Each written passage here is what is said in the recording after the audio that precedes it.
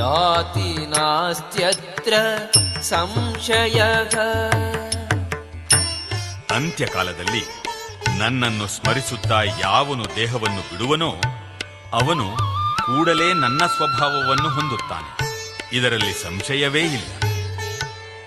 M M ವಾಪಿ ಸ್ಮರನ್ ಭಾವಂ ತ್ಯಜತ್ಯಂತೆ ಕಲೇವರಂ ಸಂಶಯಂ ತಮೇವೈತಿ ಕೌಂತೇಯ ಸದಾ ತದ್ಭಾವ ಭಾವಿತಗ. ಕೌಂತೆಯ, ವ್ಯಕ್ತಿಯು ತನ್ನ ದೇಹವನ್ನು ಬಿಡುವಾಗ ಯಾವ ಭಾವವನ್ನು ಸ್ಮರಿಸುವನೋ ಅದೇ ಭಾವವನ್ನು ನಿಶ್ಚಯವಾಗಿಯೂ ಪಡೆಯುವನು. ಹರೇ ಕೃಷ್ಣ. ಎಲ್ರಿಗೂ ನಮಸ್ಕಾರ. ಹರೇ ಕೃಷ್ಣ ಪ್ರಭುಜಿ. ಹರೇ ಕೃಷ್ಣ ಗುರುಜಿ. ಹರೇ ಕೃಷ್ಣ ಪ್ರಭುಜಿ. ಹರೇ ಕೃಷ್ಣ. ಹರೇ ಕೃಷ್ಣ ಪ್ರಭುಜಿ. ಹರೇ ಕೃಷ್ಣ. ಹರೇ ಕೃಷ್ಣ ಪ್ರಭುಜಿ. ದಂಡವತ್ ಪ್ರಣಾಮ್. ಪ್ರಣಾಮ್ ಮಾತಾಜಿ. ಹರೇ ಕೃಷ್ಣ. ಹರೇ ಕೃಷ್ಣ ಪ್ರಭುಜಿ. ಹರೇ ಕೃಷ್ಣ. ಲೇಡೀಸ್, ಹೆಂಗಸರು ದಂಡವತ್ ಮಾಡೋದಿಲ್ಲ. ಯಾವಾಗ್ಲೂ ನೀವು ಪ್ರಣಾಮ್ ಅನ್ನಬಹುದು. ಹರೇ ಕೃಷ್ಣ. ಹರೇ ಕೃಷ್ಣ. ಲೇಡೀಸ್ಗೆ ದಂಡವತ್ ಪ್ರಣಾಮ್ ಮಾಡ್ಲಿಕ್ಕೆ ಇಲ್ಲ. ನೀವು ಅರ್ಧ ದಂಡವತ್ ಮಾಡೋದು, ಪೂರ್ತಿ ಅಲ್ಲ ಅಲ್ವಾ?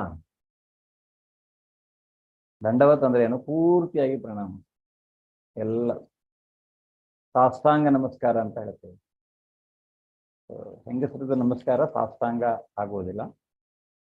ಅದರಿಂದ ನೀವು ದಂಡವತ್ ಅನ್ನುವಂತಹದ್ದು ಆದ್ರೆ ಹೇಳ್ಬಾರ್ದು. ಇನ್ಫ್ಯಾಕ್ಟ್ ದಂಡವತ್ ಅನ್ನೋದಕ್ಕಿಂತ ನೀವು ಪ್ರಣಾಮ ಅಂತ ಹೇಳ್ಬಹುದು. ಹರೇ ಕೃಷ್ಣ. ಓಕೆ, ಎಲ್ರಿಗೂ ಇಸ್ಕಾನ್ ಮಂಗಳೂರು ಅವರು ಆಯೋಜಿಸಿರುವಂತಹ 18 ದಿವಸಗಳಲ್ಲಿ ಭಗವದ್ಗೀತೆಯನ್ನು ಅರ್ಥ ಮಾಡಿಕೊಳ್ಳುವಂತಹ ಇವತ್ತಿನ ಅಧ್ಯಾಯ 8 ಅಕ್ಷರ ಬ್ರಹ್ಮಯೋಗ, ಅಥವಾ ಇದನ್ನ ಭಗವತ್ ಕೇಳಿಸ್ತಾ ಇದೆ ಅಲ್ವಾ ಎಲ್ರಿಗೂ? ಎಸ್ ಪ್ರಭುಜಿ, ಕೇಳಿಸ್ತಾ ಇದೆ. ನೋಡಿ, ಅಲ್ಲಿ ಯಾರೋ ಅನ್ಮ್ಯೂಟ್ ಮಾಡ್ತೀನಿ. ಇವತ್ತಿನ ಅಧ್ಯಾಯದ ಹೆಸರು ಅಕ್ಷರ ಬ್ರಹ್ಮಯೋಗ ಅಥವಾ ಭಗವತ್ ಪ್ರಾಪ್ತಿ ಅನ್ನುವಂತಹದ್ದು. ಭಗವತ್ ಪ್ರಾಪ್ತಿ ಅಂದ್ರೆ ಹೇಗೆ ನಾವು ಭಗವಂತನನ್ನ ಪ್ರಾಪ್ತಿಸಿಕೊಳ್ಳುವುದು, ಅಥವಾ ಭಗವದ್ ಧಾಮವನ್ನ ನಾವು ಹೇಗೆ ಸೇರುವುದು, ನಮ್ಮ ನಿಜವಾದ ಸಾಕ್ಷಾತ್ಕಾರ, ಭಗವತ್ ಸಾಕ್ಷಾತ್ಕಾರ, ಆತ್ಮ ಸಾಕ್ಷಾತ್ಕಾರ, ಮತ್ತೆ ಭಗವಂತನನ್ನ ಹೇಗೆ ಪಡೆಯುವಂತಹದ್ದು, ಅದರ ಬಗ್ಗೆ ನಾವು ಇವತ್ತು ತಿಳ್ಕೊಳ್ಳಿಕ್ಕಿದ್ದೇವೆ. ಈ ಅಧ್ಯಾಯವನ್ನು ಇವತ್ತಿನ ಪ್ರಾರ್ಥನೆಯೊಂದಿಗೆ ಸ್ಟಾರ್ಟ್ ಮಾಡೋಣ. ಓಂ ನಮೋ ಭಗವತೆ ವಾಸುದೇವಾಯ. ಓಂ ನಮೋ ಭಗವತೆ ವಾಸುದೇವಾಯ. ಓಂ ನಮೋ ಭಗವತೆ ವಾಸುದೇವಾಯ. ಓಂ ಅಜ್ಞಾನ ಸಂಗ್ರಾಂಧಸ್ಯ ಜ್ಞಾನಾಂಜನಶಲಾಕಯ ಚಕ್ಷುರುನ್ಮೀಲಿತಂ ಯೇನ ತಸ್ಮೈ ಶ್ರೀ ಗುರವೇ ನಮಃ. ಶ್ರೀ ಚೈತನ್ಯ ಮನೋಭೀಷ್ಟಂ ಸ್ಥಾಪಿತಂ ಯೇನ ಭೂತಲೆ ಸ್ವಯಂ ರೂಪಃ ಸದಾ ಮಹ್ಯಂ ದದಾತಿ ಸ್ವಪದಾಂತಿಕಂ. ವಂದೇಹಂ ಶ್ರೀಗುರೋ ಶ್ರೀಯುತಪದಕಮಲಂ ಶ್ರೀಗುರುನ್ ವೈಷ್ಣವಾಂಶ್ಚ ಶ್ರೀರೂಪಂ ಸಾಗ್ರಜಾತಂ ಸಹ ಗಣರಘುನಾಥಾನ್ವಿತಂ तं ಸಜೀವಂ ಸಾದ್ವೈತಂ ಸಾವಧೂತಂ ಪರಿಗಣಸಹಿತಂ ಕೃಷ್ಣ ಚೈತನ್ಯದೇವಂ ಶ್ರೀರಾಧಾ ಕೃಷ್ಣಪಾದಾನ್ ಸಹ ಗಣಲಲಿತಾ ಶ್ರೀ ವಿಶಾಖಾನ್ವಿತಾಂಶ್ಚ. ಹೇ ಕೃಷ್ಣ ಕರುಣಾ ಸಿಂಧೋ ದೀನಬಂಧೋ ಜಗತ್ಪತೆ ಗೋಪೇಶ ಗೋಪಿಕಾ ಕಾಂತ ರಾಧಾ ಕಾಂತ ನಮೋಸ್ತುತೆ. ಸಪ್ತ ಕಾಂಚನ ಗೌರಾಂಗಿ ರಾಧೆ ವೃಂದಾವನೇಶ್ವರಿ ವೃಷಭಾನುಸುತೆ ದೇವಿ ಪ್ರಣಮಾಮಿ ಹರಿಪ್ರಿಯೆ. ವಾಂಚಾಕಲ್ಪತರುಭ್ಯಶ್ಚ ಕೃಪಾ ಸಿಂಧುಭ್ಯೇವ ಚ ಪತಿತಾನಾಂ ಪಾವನೇಭ್ಯೋ ವೈಷ್ಣವೇಭ್ಯೋ ನಮೋ ನಮಃ. ನಮೋ ವಿಷ್ಣುಪಾದಾಯ ಕೃಷ್ಣಪ್ರೇಷ್ಠಾಯ ಭೂತಲೆ ಶ್ರೀಮತೆ ಭಕ್ತಿವೇದಾಂತ ಸ್ವಾಮಿನಿತಿ ನಾಮಿನೆ. ನಮಸ್ತೆ ಸಾರಸ್ವತೆ ದೇವೇ ಗೌರವಾಣಿ ಪ್ರಚಾರಿಣೆ ನಿರ್ವಿಶೇಷ ಶೂನ್ಯವಾದಿ ಪಾಶ್ಚಾತ್ಯಾದೇಶಕಾರಣೆ. ಜಯ ಶ್ರೀ ಕೃಷ್ಣ ಚೈತನ್ಯ ಪ್ರಭೋ ನಿತ್ಯಾನಂದ ಶ್ರೀ ಅದ್ವೈತ ಗದಾಧರ ಶ್ರೀವಾಸಾದಿ ಗೌರಭಕ್ತವೃಂದ. ಹರೇ ಕೃಷ್ಣ ಕೃಷ್ಣ ಕೃಷ್ಣ ಹರೇ ಹರೇ. ಹರೇ ರಾಮ ರಾಮ ರಾಮ ಹರೇ ಹರೇ. ಹರೇ ಕೃಷ್ಣ ಕೃಷ್ಣ ಕೃಷ್ಣ ಹರೇ ಹರೇ. ಹರೇ ರಾಮ ರಾಮ ರಾಮ ಹರೇ ಹರೇ. ಹರೇ ಕೃಷ್ಣ ಕೃಷ್ಣ ಕೃಷ್ಣ ಹರೇ ಹರೇ. ಹರೇ ರಾಮ ರಾಮ ರಾಮ ಹರೇ ಹರೇ. ಹರೇ ಕೃಷ್ಣ. ಎಲ್ರಿಗೂ ಮತ್ತೊಮ್ಮೆ ಸ್ವಾಗತ. ಸೊ ನಿನ್ನೆ ಹೇಗೆ ಭಗವಂತನನ್ನ ಅರ್ಥ ಮಾಡಿಕೊಳ್ಳೋದ್ರಿಂದ ಏನಾಗತ್ತೆ, ಕಶ್ಚಿನ್ ಮಾಂ ವೇದಿ ತತ್ವತಃ, ಅವನನ್ನು ಅರ್ಥ ಮಾಡಿಕೊಳ್ಳುವುದರ ಅದರ ಮಹಿಮೆ, ಭಗವಂತನ ಅರ್ಥ ಮಾಡಿಕೊಳ್ಳುವುದರಿಂದ ಹೇಗೆ. ಅವನು ಹೇಳ್ತಾನೆ ಏನು, ಮನುಷ್ಯಾನಾಂ ಸಹಸ್ರೇಶು, ಸಾವಿರದಲ್ಲಿ ಒಬ್ಬರು ನನ್ನನ್ನು ಸರಿಯಾಗಿ ಅರ್ಥ ಮಾಡಿಕೊಂಡಿದ್ದಾರೆ ಅನ್ನೋದು, ಅವನನ್ನು ತಿಳಿದುಕೊಂಡಿದ್ದಾರೆ ಅನ್ನೋದು ಬಹಳ ಕಷ್ಟ ಅನ್ನುವಂಥದ್ದು. ಸೊ ಅವನ ಶಕ್ತಿಗಳ ಜ್ಞಾನ ಹೇಗೆ ಅವನು ಹೇಳ್ತಾನೆ, ಎಲ್ಲೆಲ್ಲಿ ಯಾವ ರೀತಿಯಾಗಿ ಅವನು ಇದ್ದಾನೆ ಅನ್ನುವಂತಹದ್ದು. ಹಾಗೆ ಭಗವಂತನಿಗೆ ಮಾಮೇವ ಯೇ ಪ್ರಪದ್ಯ ಅಂತಂದ್ರೆ ನನಗೆ ಶರಣಾಗತರಾಗಬೇಕು, ನನಗೆ ಶರಣಾಗತರಾಗಿ ಎಲ್ಲ ಅಂದ್ರೆ ಎಲ್ಲದರ ಯಜ್ಞದ ಭೋಕ್ತಾರ, ಎಲ್ಲದರ ಇವನು ದೇವತೆಗಳ ದೇವ ಅವನು ಅಲ್ವಾ, ಪರಮ ಪುರುಷೋತ್ತಮನಾಗಿರೋದ್ರಿಂದ ಸೊ ಅವನಿಗೆ ನಾವು ಶರಣಾಗತರಾಗಬೇಕು ಅನ್ನುವಂತಹದ್ದು. ಮತ್ತೆ ಇತರ ದೇವತೆಗಳು ದೇವತಾರಾಧನೆ ಮತ್ತು ನಿರಾಕಾರತೆಯನ್ನು ಮಾಡೋದ್ರಿಂದ ಏನಾಗತ್ತೆ ಅನ್ನುವಂತಹದ್ದು ಅವನು ಹೇಳ್ತಾನೆ. ಏನ್ ಹೇಳ್ತಾನೆ, ಅವರು ಯಾವುದೇ ಒಂದು ದೇವತೆಯನ್ನ ಪೂಜಿಸ್ತಾ ಇದ್ರೆ ಅವನು ಹೃದಯದಲ್ಲಿದ್ದು ನಮ್ಮ ಬುದ್ಧಿ ಆ ದೇವತೆಯ ಮೇಲೆ ನೆಲೆಸುವಂತೆ ಮಾಡ್ತಾನೆ. ಯಾರು ಯಾವ ದೇವತೆಯನ್ನು ಪೂಜಿಸ್ತಾರೋ ಅಂತಹ ದೇವತೆಗಳ ಲೋಕಕ್ಕೆ ಅವರು ಹೋಗ್ತಾರೆ, ಆದ್ರೆ ನನ್ನನ್ನು ಯಾರು ಪೂಜಿಸ್ತಾರೋ ಅವರು ನನ್ನ ಧಾಮಕ್ಕೆ ಬರ್ತಾರೆ ಅನ್ನುವಂತಹದ್ದು. ಹೀಗೆ ಭ್ರಮೆಯಿಂದ ಭಕ್ತಿಯ ಕಡೆಗೆ ಹೇಗೆ ಹೋಗುವಂತಹದ್ದು ಅನ್ನುವಂಥದ್ದು ಮನಸ್ಸನ್ನ ಭಗವಂತನಲ್ಲಿ ನಾವು ಸಾಕ್ಷಾತ್ಕರಿಸಿಕೊಳ್ಳುವುದರ ಮುಖಾಂತರ. ಸೊ ಇವತ್ತಿನ ಅಧ್ಯಾಯದಲ್ಲಿ ಅರ್ಜುನ ಮತ್ತೆ 8 ಪ್ರಶ್ನೆಗಳನ್ನ ಕೇಳ್ತಾನೆ. ಅಧಿಭೂತ, ಅಧಿದೈವ, ಕಿಂ ಬ್ರಹ್ಮ, ಬ್ರಹ್ಮನ್ ಅಂದ್ರೆ ಯಾರು, ಹೀಗೆ ಹಲವಾರು ನೋಡೋಣ ಅದರ. ಮತ್ತೆ ಭಗವಂತ ನಿನ್ನಿನ ಅಧ್ಯಾಯದಲ್ಲಿ ಏನ್ ಹೇಳ್ದ, ಕೊನೆಗೆ ಯಾರು ನನ್ನನ್ನ ಸಾವಿನ ಅಂದ್ರೆ ನೀವು ಈ ರೀತಿಯಾಗಿ ಪಾಪಕರ್ಮಗಳನ್ನ ಕಂಪ್ಲೀಟ್ ಆಗಿ ಇದ್ ಮಾಡಿ ಎಲ್ಲಾ ಭಗವಂತನಿಗೆ ಅಂತ ನಾವು ಇದು ಅಕರ್ಮಗಳನ್ನ ಮಾಡೋದ್ರಿಂದ ಏನಾಗತ್ತೆ, ಎಲ್ಲ ಪಾಪಕರ್ಮಗಳು ಹೋಗಿ ನಾವು ಕೊನೆಗೆ ಭಗವತ್ ಸಾಕ್ಷಾತ್ಕಾರವನ್ನ ಪಡೆಯಬಹುದು. ಮತ್ತು ಅವನಲ್ಲಿ ನಮ್ಮ ಮನಸ್ಸನ್ನು ನಿಲ್ಲಿಸುವುದರಿಂದ ಏನಾಗತ್ತೆ, ನಾವು ಸಾವಿನ ಸಮಯದಲ್ಲಿ ಭಗವಂತನನ್ನ ನೆನಪಿಸಿಕೊಳ್ಳಬಹುದು ಅಂತ ಹೇಳ್ತಾನೆ. ಸೊ ಇಲ್ಲಿ ಯಾಕೆ ನಾವು ಸಾವಿನ ಸಮಯದಲ್ಲಿ ಅವನನ್ನು ನೆನಪಿಸಿಕೊಳ್ಳುವುದು ಅನ್ನೋದನ್ನು ನಾವು ಅರ್ಥ ಮಾಡಿಕೊಳ್ಳುವಂತಹದ್ದು. ಖಂಡಿತವಾಗಿಯೂ ನಾವು ನಮ್ಮ ಸಾವಿನ ಬಗ್ಗೆ ಮಾತಾಡ್ತೇವೆ. ಯಾಕೆಂದ್ರೆ ಸಾವು ಅನ್ನುವಂತಹದ್ದು ಹುಟ್ಟು ಎಷ್ಟು ಸತ್ಯನೋ ಸಾವು ಅಷ್ಟೇ ಸತ್ಯವಾಗಿರುತ್ತೆ. ಪ್ರತಿಯೊಬ್ಬ ಜೀವಿಯು ಸಾಯಲೇಬೇಕಾಗಿರುವಂತಹದ್ದು. ಸೊ ನಾವು ಸಾವಿನ ಬಗ್ಗೆಯೂ ಸಹಿತ ಮಾತಾಡ್ಲಿಕ್ಕಿದ್ದೇವೆ, ತಿಳ್ಕೊಳ್ಳಿಕ್ಕಿದ್ದೇವೆ ಭಗವಂತ ಏನು ಹೇಳಿದ್ದಾನೆ ಅನ್ನುವಂಥದ್ದನ್ನ. ಸೊ ಯೋಗದಿಂದ ಮಾಡುವಂತಹ ಭಕ್ತಿಯಿಂದ ಹೇಗೆ ನಾವು ಅವನನ್ನ ಸ್ಮರಿಸುವುದು, ಓಮಿತ್ಯಾಕ್ಷರಂ ಬ್ರಹ್ಮ, ಈಗ ಅಕ್ಷರ ಬ್ರಹ್ಮ ಯೋಗ ಅನ್ನೋದಂತ ಹೇಗೆ ಏನು ಅನ್ನುವಂಥದ್ದು ಗೊತ್ತಾಗತ್ತೆ. ಶುದ್ಧ ಭಕ್ತಿಯಿಂದ ಕೃಷ್ಣನನ್ನ ಸ್ಮರಿಸಬೇಕು ಅನ್ನುವಂತಹದ್ದು. ಭೌತಿಕ ಪ್ರಪಂಚ ಮತ್ತು ಆಧ್ಯಾತ್ಮಿಕ ಪ್ರಪಂಚದ ನಡುವಿನ ವ್ಯತ್ಯಾಸ. ಶುದ್ಧ ಭಕ್ತಿಯಿಂದಲೇ ಪರಮೋನ್ನತವನ್ನು ನಾವು ಸಾಧಿಸಲಿಕ್ಕೆ ಸಾಧ್ಯ. ಬೇರೆ ಯಾವುದರಿಂದಲೂ ಪರಮ ಉನ್ನತ, ಅತ್ಯಂತ ಶ್ರೇಷ್ಠವಾದಂತಹ ಒಂದು ಉನ್ನತವಾದಂತಹ ಸ್ಥಾನವನ್ನ ನಾವು ಪಡೆಯಲಿಕ್ಕೆ ಸಾಧ್ಯವಾಗುವಂತಹದ್ದು ಅದು ಬರೀ ಶುದ್ಧವಾದಂತಹ ಭಕ್ತಿ ಮಾಡುವುದರಿಂದ ಮಾತ್ರ ಅನ್ನೋದು ನಮಗೆ ಇವತ್ತು ಅರ್ಥವಾಗತ್ತೆ. ಶ್ರೀ ರಾಧಾ ಗೋವಿಂದ, ಶ್ರೀಲಾ ಪ್ರಭುಪಾದರು, ಶ್ರೀ ರಾಮನಿಷ್ಠಾದಾಸ್ ಪ್ರಭುಜಿಯವರ ಚರಣ ಕಮಲಾರವಿಂದಗಳಿಗೆ ವಂದಿಸ್ತಾ ಇವತ್ತಿನ ಅಧ್ಯಾಯವನ್ನು ನಾವು ಸ್ಟಾರ್ಟ್ ಮಾಡೋಣ. ಹರೇ ಕೃಷ್ಣ. ಅರ್ಜುನ ಉವಾಚ ಕಿಂ ತದ್ ಬ್ರಹ್ಮ ಕಿಂ ಅಧ್ಯಾತ್ಮಂ ಕಿಂ ಕರ್ಮ ಪುರುಷೋತ್ತಮ ಅಧಿಭೂತಂಚ ಕಿಂ ಪ್ರೋಕ್ತಂ ಅಧಿದೈವಂ ಕಿಮುಚ್ಯತೆ.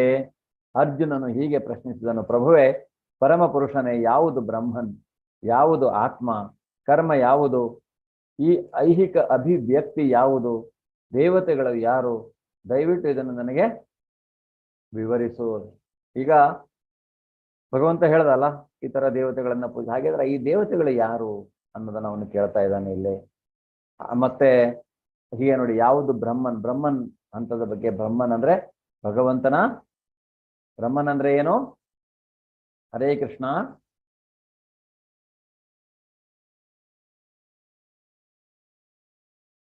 ಕೇಳಿಸ್ತಾ ಇದೆಯಲ್ಲ?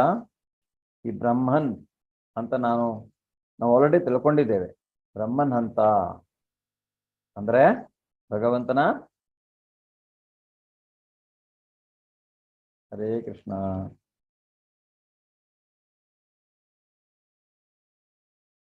ಓ, ಅನ್ಮ್ಯೂಟ್ ಮಾಡೋಕ್ಕಾಗಲ್ಲ ಯಾರು, ಮೆಸೇಜ್ ಆದ್ರೂ ಹಾಕಿ. ಹರೇ ಕೃಷ್ಣ, ಕ್ಷಮೆ ಇರಲಿ. ಚಾಟ್ ಹಾಕ್ಬೋದಲ್ವಾ? ಎಲ್ಲೋ ಪಾಡ್ ಇಲ್ಲ, ನೀವು ಅನ್ಮ್ಯೂಟ್ ಮಾಡಬಹುದು, ಮಾಡ್ಬೋದು. ಯಾರು ಬೇಕಾದ್ರೂ ಅನ್ಮ್ಯೂಟ್ ಮಾಡಬಹುದು. ಬ್ರಹ್ಮನ್ ಅನ್ನುವಂತಹದ್ದು ಏನು ಅನ್ನುವಂಥದ್ದು, ಬ್ರಹ್ಮನ್ ಮತ್ತೆ ಯಾವುದು ಆತ್ಮ ಅನ್ನುವಂಥದ್ದನ್ನು ಅವನು ಕೇಳ್ತಾ ಇದ್ದಾನೆ ಇಲ್ಲಿ ಪ್ರಶ್ನೆ. ಆತ್ಮ ಅಂದ್ರೆ ಯಾವುದು? ಬ್ರಹ್ಮನ್ ಅಂದ್ರೆ ಭಗವಂತನ ನಿರಾಕಾರ ರೂಪ ಅಥವಾ ಬ್ರಹ್ಮಜ್ಯೋತಿ, ಅವನ ಪ್ರಖರವಾದಂತಹ ಪ್ರಜ್ವಲವಾದಂತಹ ಬೆಳಕಿನ ಲೋಕ, ಅವನಿಂದಲೇ ಹೊರಸೂಸುವಂತಹದ್ದು, ಅದನ್ನ ಬ್ರಹ್ಮಜ್ಯೋತಿ ಅಂತ ಕರೆಯುವಂತಹದ್ದು. ಅಂತಹ ಬ್ರಹ್ಮಜ್ಯೋತಿ ಅವನು ಕೇಳ್ತಾ ಇದ್ದಾನೆ. ಅಂದ್ರೆ ಅದು ಯಾವುದು, ಅದ್ರ ಏನು, ಮತ್ತೆ ಕರ್ಮ ಯಾವುದು, ಹೀಗೆ ಐಹಿಕ ಅಭಿವ್ಯಕ್ತಿ ಯಾವುದು, ಇದನ್ನೆಲ್ಲ ಅವನು ನನಗೆ ದಯವಿಟ್ಟು ನೀನು ನನಗೆ ಹೇಳು, ಅದನ್ನು ತಿಳಿಸು, ವಿವರಿಸು ಅಂತ ಹೇಳ್ತಾನೆ. ಅಧಿಯಜ್ಞ ಕಥಂ ಕೋತ್ರ ದೇಹೇಸ್ಮಿನ್ ಮಧುಸೂದನ ಪ್ರಯಾಣ ಕಾಲೇ ಚ ಕಥಂ ಜ್ಞೇಯೋಸಿ ನಿಯತಾತ್ಮಭಿಃ. ಮಧುಸೂದನನೇ, ಯಜ್ಞದ ಪ್ರಭು ಯಾವುದು, ಅವನು ದೇಹದಲ್ಲಿ ವಾಸಿಸುವುದು ಹೇಗೆ, ಭಕ್ತಿ ಸೇವೆಯಲ್ಲಿ ತೊಡಗಿರುವವರು ಮರಣ ಕಾಲದಲ್ಲಿ ನಿನ್ನನ್ನು ತಿಳಿಯುವುದು ಹೇಗೆ? ಅವನು ಕೇಳ್ತಾ ಇದ್ದಾನೆ ಇಲ್ಲೀಗ.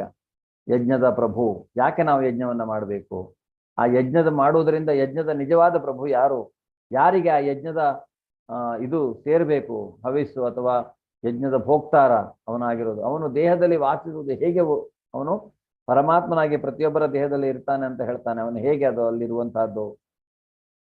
ಹಾಗೆ ಯಾರು ಭಕ್ತಿಯನ್ನ ಮಾಡ್ತಾರೋ ಅವರು ಮರಣ ಕಾಲದಲ್ಲಿ ಸಾಯುವಾಗ ನಿನ್ನನ್ನ ಅರಿತುಕೊಳ್ಳುವುದು ಹೇಗೆ ಅನ್ನುವಂತಹದನ್ನ ಇಲ್ಲಿ ಅರ್ಜುನ ಕೇಳ್ತಾ ಇದ್ದಾನೆ. ಅದಕ್ಕೆ ಭಗವಂತ ಏನ್ ಹೇಳ್ತಾನೆ ನೋಡೋಣ. ಇಲ್ಲಿ ಭಗವಂತ ಉತ್ತರ ಕೊಡ್ತಾನೆ. ಒಂದು, ಬ್ರಹ್ಮನ್ ಅಂದ್ರೆ ಏನು ಅನ್ನುವಂಥದ್ದನ್ನ ಕೇಳಿದ್ರೆ, ಇವತ್ತು ಬ್ರಹ್ಮನ್ ಅನ್ನುವಂಥದ್ದಕ್ಕೆ ಆತ್ಮ, ಜೀವ ಅನ್ನುವಂತಹ ಒಂದು ಅರ್ಥವು ಬರುತ್ತೆ. ಸೊ ಇಲ್ಲಿ ಬ್ರಹ್ಮನ್ ಅಂದ್ರೆ ಜೀವಾತ್ಮ ಅನ್ನುವಂಥದ್ದನ್ನ ನಾವು ತಿಳ್ಕೊಳ್ಬಹುದು. ಈ ಪರ್ಟಿಕ್ಯುಲರ್ ಶ್ಲೋಕದಲ್ಲಿ ಅವನು ಹೇಳ್ತಾ ಇರುವಂತಹದ್ದು ಬ್ರಹ್ಮನ್ ಅಂದ್ರೆ ಜೀವಾತ್ಮ. ಜೀವಾತ್ಮ ಹೇಗೆ ಅದು ಭಗವಂತನ ಹಾಗೆಯೇ ನಿತ್ಯವಾದಂತಹದ್ದು, ಸತ್ಯವಾದಂತಹದ್ದು ಅನ್ನುವುದು ನಮ್ಗೆ ಗೊತ್ತಾಗತ್ತೆ. ಆಧ್ಯಾತ್ಮ ಅಂದ್ರೆ ಏನು ಅಂತ ಕೇಳ್ತಾನೆ, ಅದು ಜೀವಿಯ ಸ್ವರೂಪ, ದೇಹದ ನಿಯಂತ್ರಕ. ಈ ಆತ್ಮ ಅನ್ನುವಂತಹದ್ದು ಏನಿದೆ, ದೇಹವನ್ನ ನಿಯಂತ್ರಿಸುವಂತಹದ್ದು ಆಧ್ಯಾತ್ಮ ಅನ್ನುವಂಥದ್ದು ಒಂದು ಜೀವಿಯ ಸ್ವರೂಪ. ಅದು ಜೀವಿ ಯಾವಾಗಲೂ ಆಧ್ಯಾತ್ಮಿಕವಾದದ್ದೇ, ಆದರೆ ಹೀಗೆ ಒಂದು ಶರೀರದಲ್ಲಿ ಬಂದಾಗ ಐಹಿಕ ಪ್ರಪಂಚದಲ್ಲಿ ಅದು ಬಂಧಿಸಲ್ಪಡತ್ತೆ. ಕರ್ಮ ಅನ್ನುವಂಥದ್ದೇನು ಅನ್ನುವಂಥದ್ದು ನೋಡಿದ್ರೆ, ಈ ದೇಹಕ್ಕೆ ಅನುಗುಣವಾಗಿ, ಅಂದ್ರೆ ಇದು ಫಲಪ್ರದ ಚಟುವಟಿಕೆ. ಅಂದ್ರೆ ನಾವು ಏನನ್ನಾದರೂ ಅಂದ್ರೆ ಅಂದ್ರೆ ನಮಗೆ ಬೇಕು ಅಂತ ನಾವು ಮಾಡುವಂತಹದ್ದು ಅಂದ್ರೆ ಫಲಪ್ರದ, ಅಂದ್ರೆ ಕರ್ಮದ ಫಲಗಳನ್ನು ಅಪೇಕ್ಷಿಸಿ ಮಾಡುವಂತಹ ಕೆಲಸ ಕರ್ಮ. ಅಧಿಭೂತ ಅಂದ್ರೆ ಯಾರು ಅಂದ್ರೆ ಈ ಭೌತಿಕ ಪ್ರಕೃತಿಯೇ ಅಧಿಭೂತ ಅನ್ನೋದನ್ನ ಇಲ್ಲಿ ಹೇಳ್ತಾನೆ. ಅಧಿದೈವ ಅಂದ್ರೆ ಯಾರು ಅಂತ ಕೇಳಿದ್ರೆ, ಅಧಿದೈವ ಯಾರು ಅಲ್ಲ, ಭಗವಾನ್ ಶ್ರೀಕೃಷ್ಣ ಎಲ್ಲಾ ದೇವತೆಗಳನ್ನು ಒಳಗೊಂಡಿರುವಂತಹ ವಿಶ್ವರೂಪ, ಅವನ ವಿಶ್ವರೂಪವೇ ಅಧಿದೈವ ಅನ್ನುವಂತಹದ್ದು. ಅಧಿಯಜ್ಞ ಯಾರು ಅಂತ ಕೇಳ್ತಾನೆ, ಯಜ್ಞದ ಭೋಕ್ತ ಅನ್ನುವಂತಹದ್ದು ಪರಮಾತ್ಮ. ಪರಮಾತ್ಮ ಅಂದ್ರೆ ಭಗವಂತನೇ, ಭಗವಂತನ ಇನ್ನೊಂದು ಇದು ಭಗವಂತ ಸಾಕ್ಷಾತ್ಕಾರದಲ್ಲಿ ಇನ್ನೊಂದು ಹಂತ. ಅದು ಬ್ರಹ್ಮನ್, ಬ್ರಹ್ಮಜ್ಯೋತಿ ಆದ್ಮೇಲೆ ಪರಮಾತ್ಮ, ಪರಮಾತ್ಮ ಆದ್ಮೇಲೆ ನಿಜವಾದ ಭಗವಂತನ ಜೊತೆಗೆ ನಾವು ಇದು ಮಾಡುವಂತಹದ್ದು. ಅಧಿಯಜ್ಞ ಎಲ್ಲಿ ವಾಸಿಸುತ್ತಾನೆ, ಅಧಿಯಜ್ಞ ಯಜ್ಞದ ಭೋಕ್ತಾರ ಪ್ರತಿಯೊಬ್ಬರ ಹೃದಯದಲ್ಲಿ ಇರ್ತಾನೆ ಅನ್ನುವಂಥದ್ದು ಹೇಳ್ತಾನೆ. ಸೊ ಈಗ ಸಾವಿನ ಸಮಯದಲ್ಲಿ ಕೃಷ್ಣನ ನಾವು ಹೇಗೆ ನೆನಪು ಮಾಡ್ಕೊಳ್ಬೇಕು ಅನ್ನೋದಕ್ಕೆ ನಾವು ಭಗವಂತನ ಸ್ಮರಣೆಯನ್ನ ಈಗಿನಿಂದಲೇ, ಈ ಕ್ಷಣದಿಂದಲೇ ಜೀವನ ಪರ್ಯಂತ ನಾವು ಮಾಡಬೇಕು. ಆಗ ಮಾತ್ರ ನಮಗೆ ಸಾವಿನ ಸಮಯದಲ್ಲಿ ಭಗವಂತನನ್ನ ಅರ್ಥ ಮಾಡಿಕೊಳ್ಳಿಕ್ಕೆ ಸಾಧ್ಯ ಅನ್ನೋದನ್ನು ಅವನು ಹೇಳ್ತಾನೆ. ನೋಡೋಣ ಏನ್ ಹೇಳ್ತಾ ಇದ್ದಾನೆ. ಶ್ರೀ ಭಗವಾನ್ ವಾಚ ಅಕ್ಷರಂ ಬ್ರಹ್ಮ ಪರಮಂ ಸ್ವಭಾವೋಧ್ಯಾತ್ಮ ಮುಚ್ಯತೆ ಭೂತಭಾವೋದ್ಭವಕರೋ ವಿಸರ್ಗ ಕರ್ಮ ಸಂಜ್ಞಿತಃ. ದೇವೋತ್ತಮ ಪರಮಪುರುಷನು ಹೀಗೆ ಹೇಳಿದನು, ಅವಿನಾಶಿಯಾದ ದಿವ್ಯ ಜೀವಿಗೆ ಬ್ರಹ್ಮನ್ ಎಂದು ಹೆಸರು. ಅವನ ನಿತ್ಯ ಸ್ವಭಾವವನ್ನು ಆಧ್ಯಾತ್ಮ ಅಥವಾ ಆತ್ಮ ಎಂದು ಕರೆಯುವಂತಹದ್ದು. ಜೀವಿಗಳ ಭೌತಿಕ ಶರೀರಗಳ ಬೆಳವಣಿಗೆಗೆ ಸಂಬಂಧಿಸಿದ ಕ್ರಿಯೆಗೆ ಕರ್ಮ ಎಂದು ಹೆಸರು. ಸೊ ಈ ಅವಿನಾಶಿಯಾದ ದಿವ್ಯ ಜೀವಿಗೆ ಅದನ್ನು ಬ್ರಹ್ಮನ್ ಅಂತಾನೆ ಕರೆಯುವಂತಹದ್ದು. ಅಂದ್ರೆ ಜೀವಾತ್ಮ, ಜೀವಿ. ಅವನ ನಿತ್ಯ ಸ್ವಭಾವ ಅದು ಆಧ್ಯಾತ್ಮಿಕವಾದದ್ದು. ಯಾಕೆಂದ್ರೆ ಆ ಜೀವಿ ಆತ್ಮ ಅನ್ನುವಂಥದ್ದು ಹೇಗೆ ಅಂದ್ರೆ ಅದು ಶಾಶ್ವತವಾದಂತಹದ್ದು, ಅದರ ಸ್ವಭಾವವೇ ಆಧ್ಯಾತ್ಮಿಕ. ಸಚ್ಚಿದಾನಂದ ಅನ್ನುವಂಥದ್ದು ಸಚ್ಚಿತ್ ಆನಂದವಾಗಿಯೇ ಇರುವಂತಹದ್ದು ಆಧ್ಯಾತ್ಮಿಕ ಸ್ವಭಾವ. ಆತ್ಮ ಅದನ್ನ ನಾವು ಆತ್ಮ ಅಂತ ಕರೆಯುವಂತಹದ್ದು.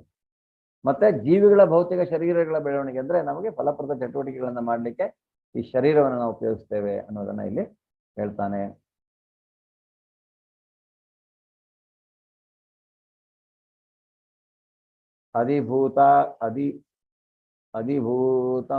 ಅಧಿಭೂತಂ ಕ್ಷರೋ ಭಾವಃ ಪುರುಷಶ್ವಾಧಿದೈವತಂ ಅಧಿಯಜ್ಞೋಹಮೇಪ ಮಾತ್ರ ದೇಹೇ ದೇಹ ಭೃತಾಂವರ. ಶರೀರಧಾರಿಗಳಲ್ಲಿ ಅತ್ಯಂತ ಶ್ರೇಷ್ಠನಾದ ಅರ್ಜುನನೇ ಸದಾ ಬದಲಾಗುತ್ತಿರುವ ಭೌತಿಕ ಪ್ರಕೃತಿಗೆ ಅಧಿಭೂತ ಎಂದು ಹೆಸರು. ಸೂರ್ಯ ಚಂದ್ರರಂತಹ ದೇವತೆಗಳನ್ನು ಒಳಗೊಳ್ಳುವ ವಿರಾಟ ರೂಪಕ್ಕೆ ಅಧಿದೈವ ಎಂದು ಹೆಸರು. ಎಲ್ಲಾ ಶರೀರಧಾರಿಗಳ ಹೃದಯ ಭಗವಂತನಲ್ಲಿ ಅಂದ್ರೆ ಪರಮಾತ್ಮನಿಂದ ಪ್ರತಿನಿಧಿತನಾದಾಗ ಪರಮಪ್ರಭುವಿಗೆ ಅಧಿಯಜ್ಞ ಅಂದ್ರೆ ಪ್ರತಿಯೊಬ್ಬರ ಹೃದಯದಲ್ಲಿ ಪರಮಾತ್ಮ ಇರೋದರಿಂದ ಅವನನ್ನು ಯಜ್ಞದ ಪ್ರಭು, ಅವನು ಅಧಿಯಜ್ಞ ಅನ್ನುವಂಥದ್ದನ್ನ ನಾವಿಲ್ಲಿ ತಿಳ್ಕೊಳ್ಳುವಂತಹದ್ದು. ಈ ಭೌತಿಕ ಪ್ರಕೃತಿ ಅನ್ನುವಂತಹದ್ದು ಅಧಿಭೂತ, ಇದು ಬದಲಾಗತ್ತೆ. ಆದರೆ ಇದು ಸಹಿತ ಅವನು ಹೇಳ್ತಾನೆ ಈ ಭೌತಿಕ ಪ್ರಕೃತಿಯು ಇರಬೇಕಾಗತ್ತೆ. ಅದು ಮತ್ತೆ ಮತ್ತೆ ಈ ಭೌತಿಕ ಪ್ರಕೃತಿ ಆಗತ್ತೆ. ಭೌತಿಕ ಪ್ರಕೃತಿಗೆ 3 ಗುಣಗಳು ಬರುತ್ತೆ. ಅಲ್ಲಿ ಜೀವಿ ಬರುತ್ತಾನೆ.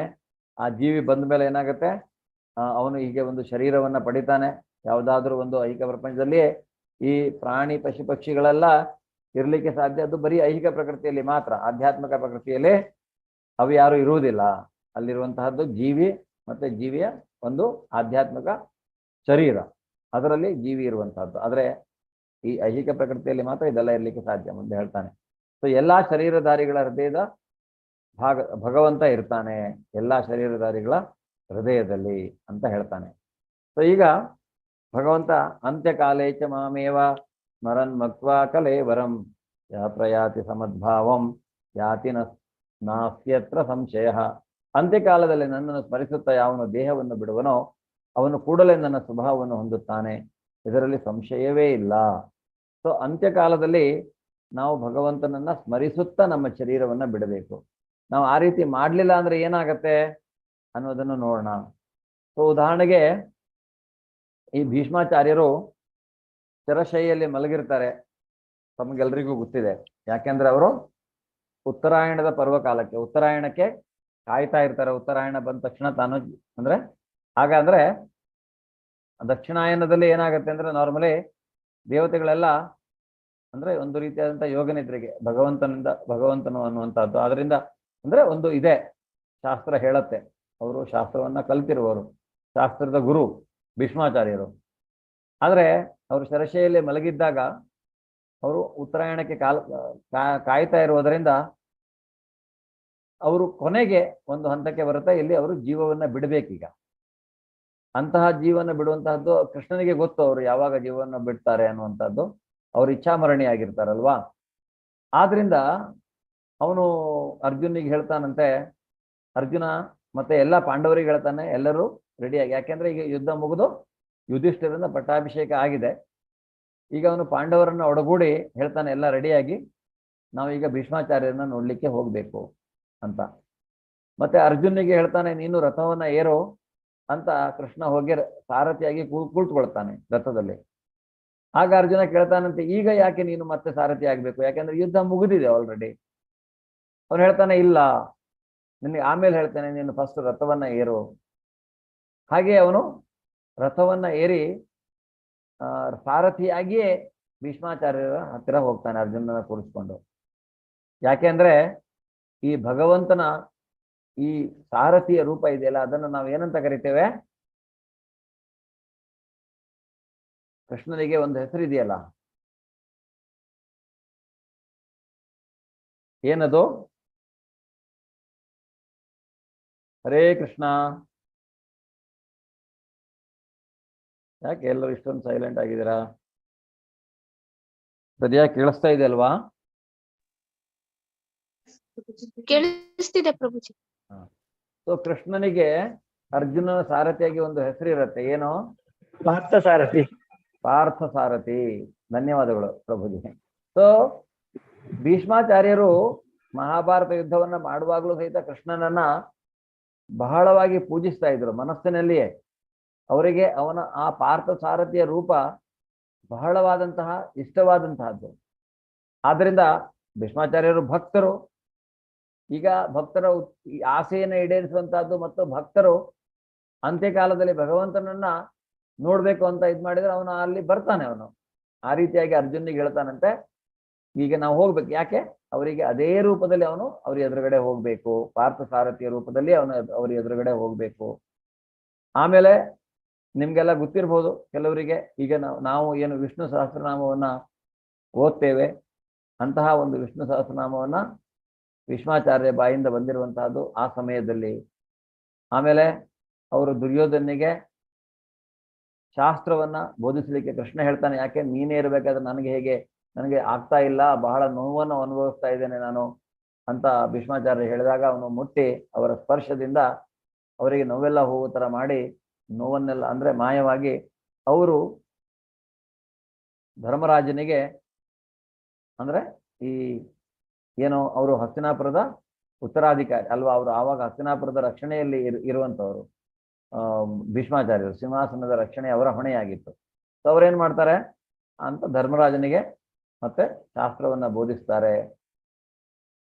ಸೊ ಹಾಗೆ ಭಗವಂತ ಏನ್ ಮಾಡ್ತಾನೆ ಅಂದ್ರೆ, ಯಾರೇ ಆಗ್ಲಿ ಸಾವಿನ ಸಮಯದಲ್ಲಿ ನಾವು ಭಗವಂತನನ್ನ ನೆನೆಸ್ಕೊಂಡ್ರೆ ಖಂಡಿತವಾಗಿಯೂ ಅವನ ಲೋಕಕ್ಕೆ ಕರ್ಕೊಂಡು ಹೋಗ್ತಾನೆ ಮತ್ತು ಅವನು ಕಾಣಿಸ್ತಾನೆ. ಅಂದ್ರೆ ಅವನು ಬರ್ತಾನೆ ಭಕ್ತರ ಆಸೆಯನ್ನ ಈಡೇರಿಸುವುದಕ್ಕೋಸ್ಕರ ಅನ್ನುವಂಥದ್ದು. ಆದ್ರೆ ಈ ಕಲಿಯುಗದಲ್ಲಿ ನೋಡಿ ನಾವು ಎಷ್ಟು ಮೂರ್ಖರು ಅಂದ್ರೆ, ನಮಗೆ ಸಾವಿದೆ ಅಂತ ಗೊತ್ತಿದ್ರು ನಾವು ಸಾವಿನ ಬಗ್ಗೆ ಯಾವುದೇ ರೀತಿಯಾದಂತಹ ತಯಾರಿಯನ್ನ ಮಾಡ್ಕೊಳ್ಳೋದಿಲ್ಲ. ನೋಡಿ, ನಾವು ಸಾವಿನ ಬಗ್ಗೆ ಮಾತಾಡ್ತಾ ಇದ್ದೇವೆ ಅಲ್ವಾ, ಆದ್ರೂ ಅನ್ಯೂಶುವಲ್ ಅಂದ್ರೆ ಅದು ಅಷ್ಟು ಇದಲ್ಲ ಇದ್ರ ಬಗ್ಗೆ ಮಾತಾಡುವಂತಹದ್ದು ಅಂತ ಸಮಂಜಸ. ಆದ್ರೂ ಈ ಅಧ್ಯಾಯದಲ್ಲಿ ನಾವು ಅದರ ಬಗ್ಗೆ ಮಾತನಾಡಲೇಬೇಕು. ಯಾಕೆಂದ್ರೆ ಭಗವಂತ ಇದ್ರ ಬಗ್ಗೆ ನಮಗೆ ಒಂದಿಷ್ಟು ಜ್ಞಾನವನ್ನ ಕೊಟ್ಟಿದ್ದಾನೆ, ಅದನ್ನ ಅರ್ಥ ಮಾಡಿಕೊಳ್ಳಲೇಬೇಕು ನಾವು.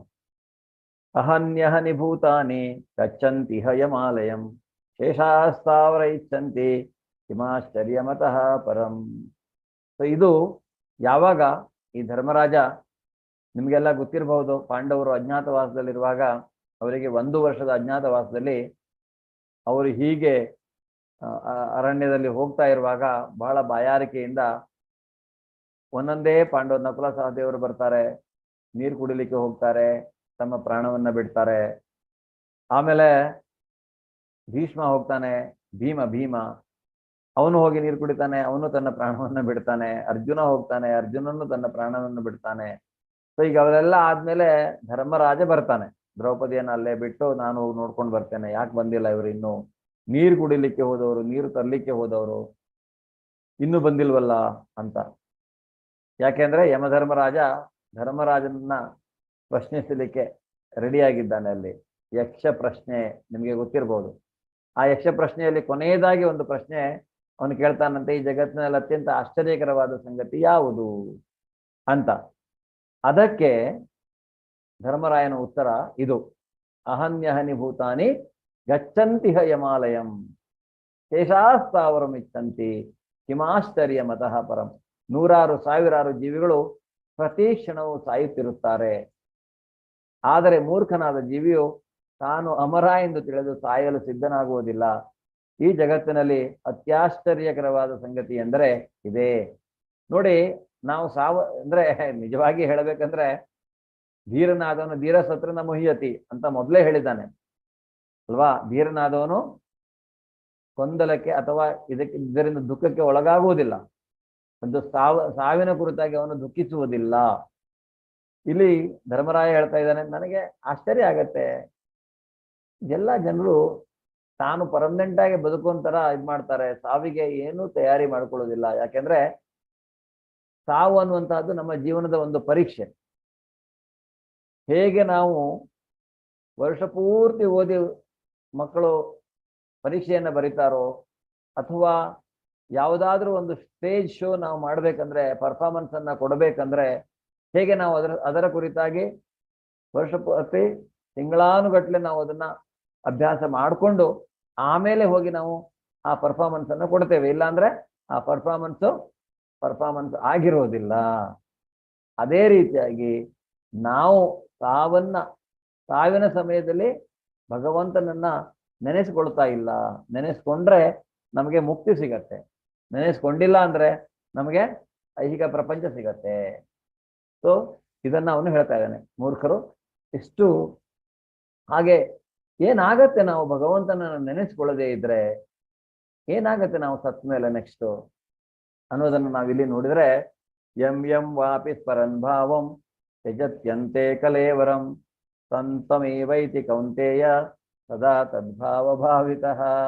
ಕುಂತಿಯ ಮಗನಾದ ಅರ್ಜುನನೇ, ವ್ಯಕ್ತಿಯು ತನ್ನ ದೇಹವನ್ನು ಬಿಡುವಾಗ ಯಾವ ಭಾವವನ್ನು ಸ್ಮರಿಸುವನೋ ಅದೇ ಭಾವವನ್ನು ನಿಶ್ಚಯವಾಗಿಯೂ ಪಡೆಯುವನು.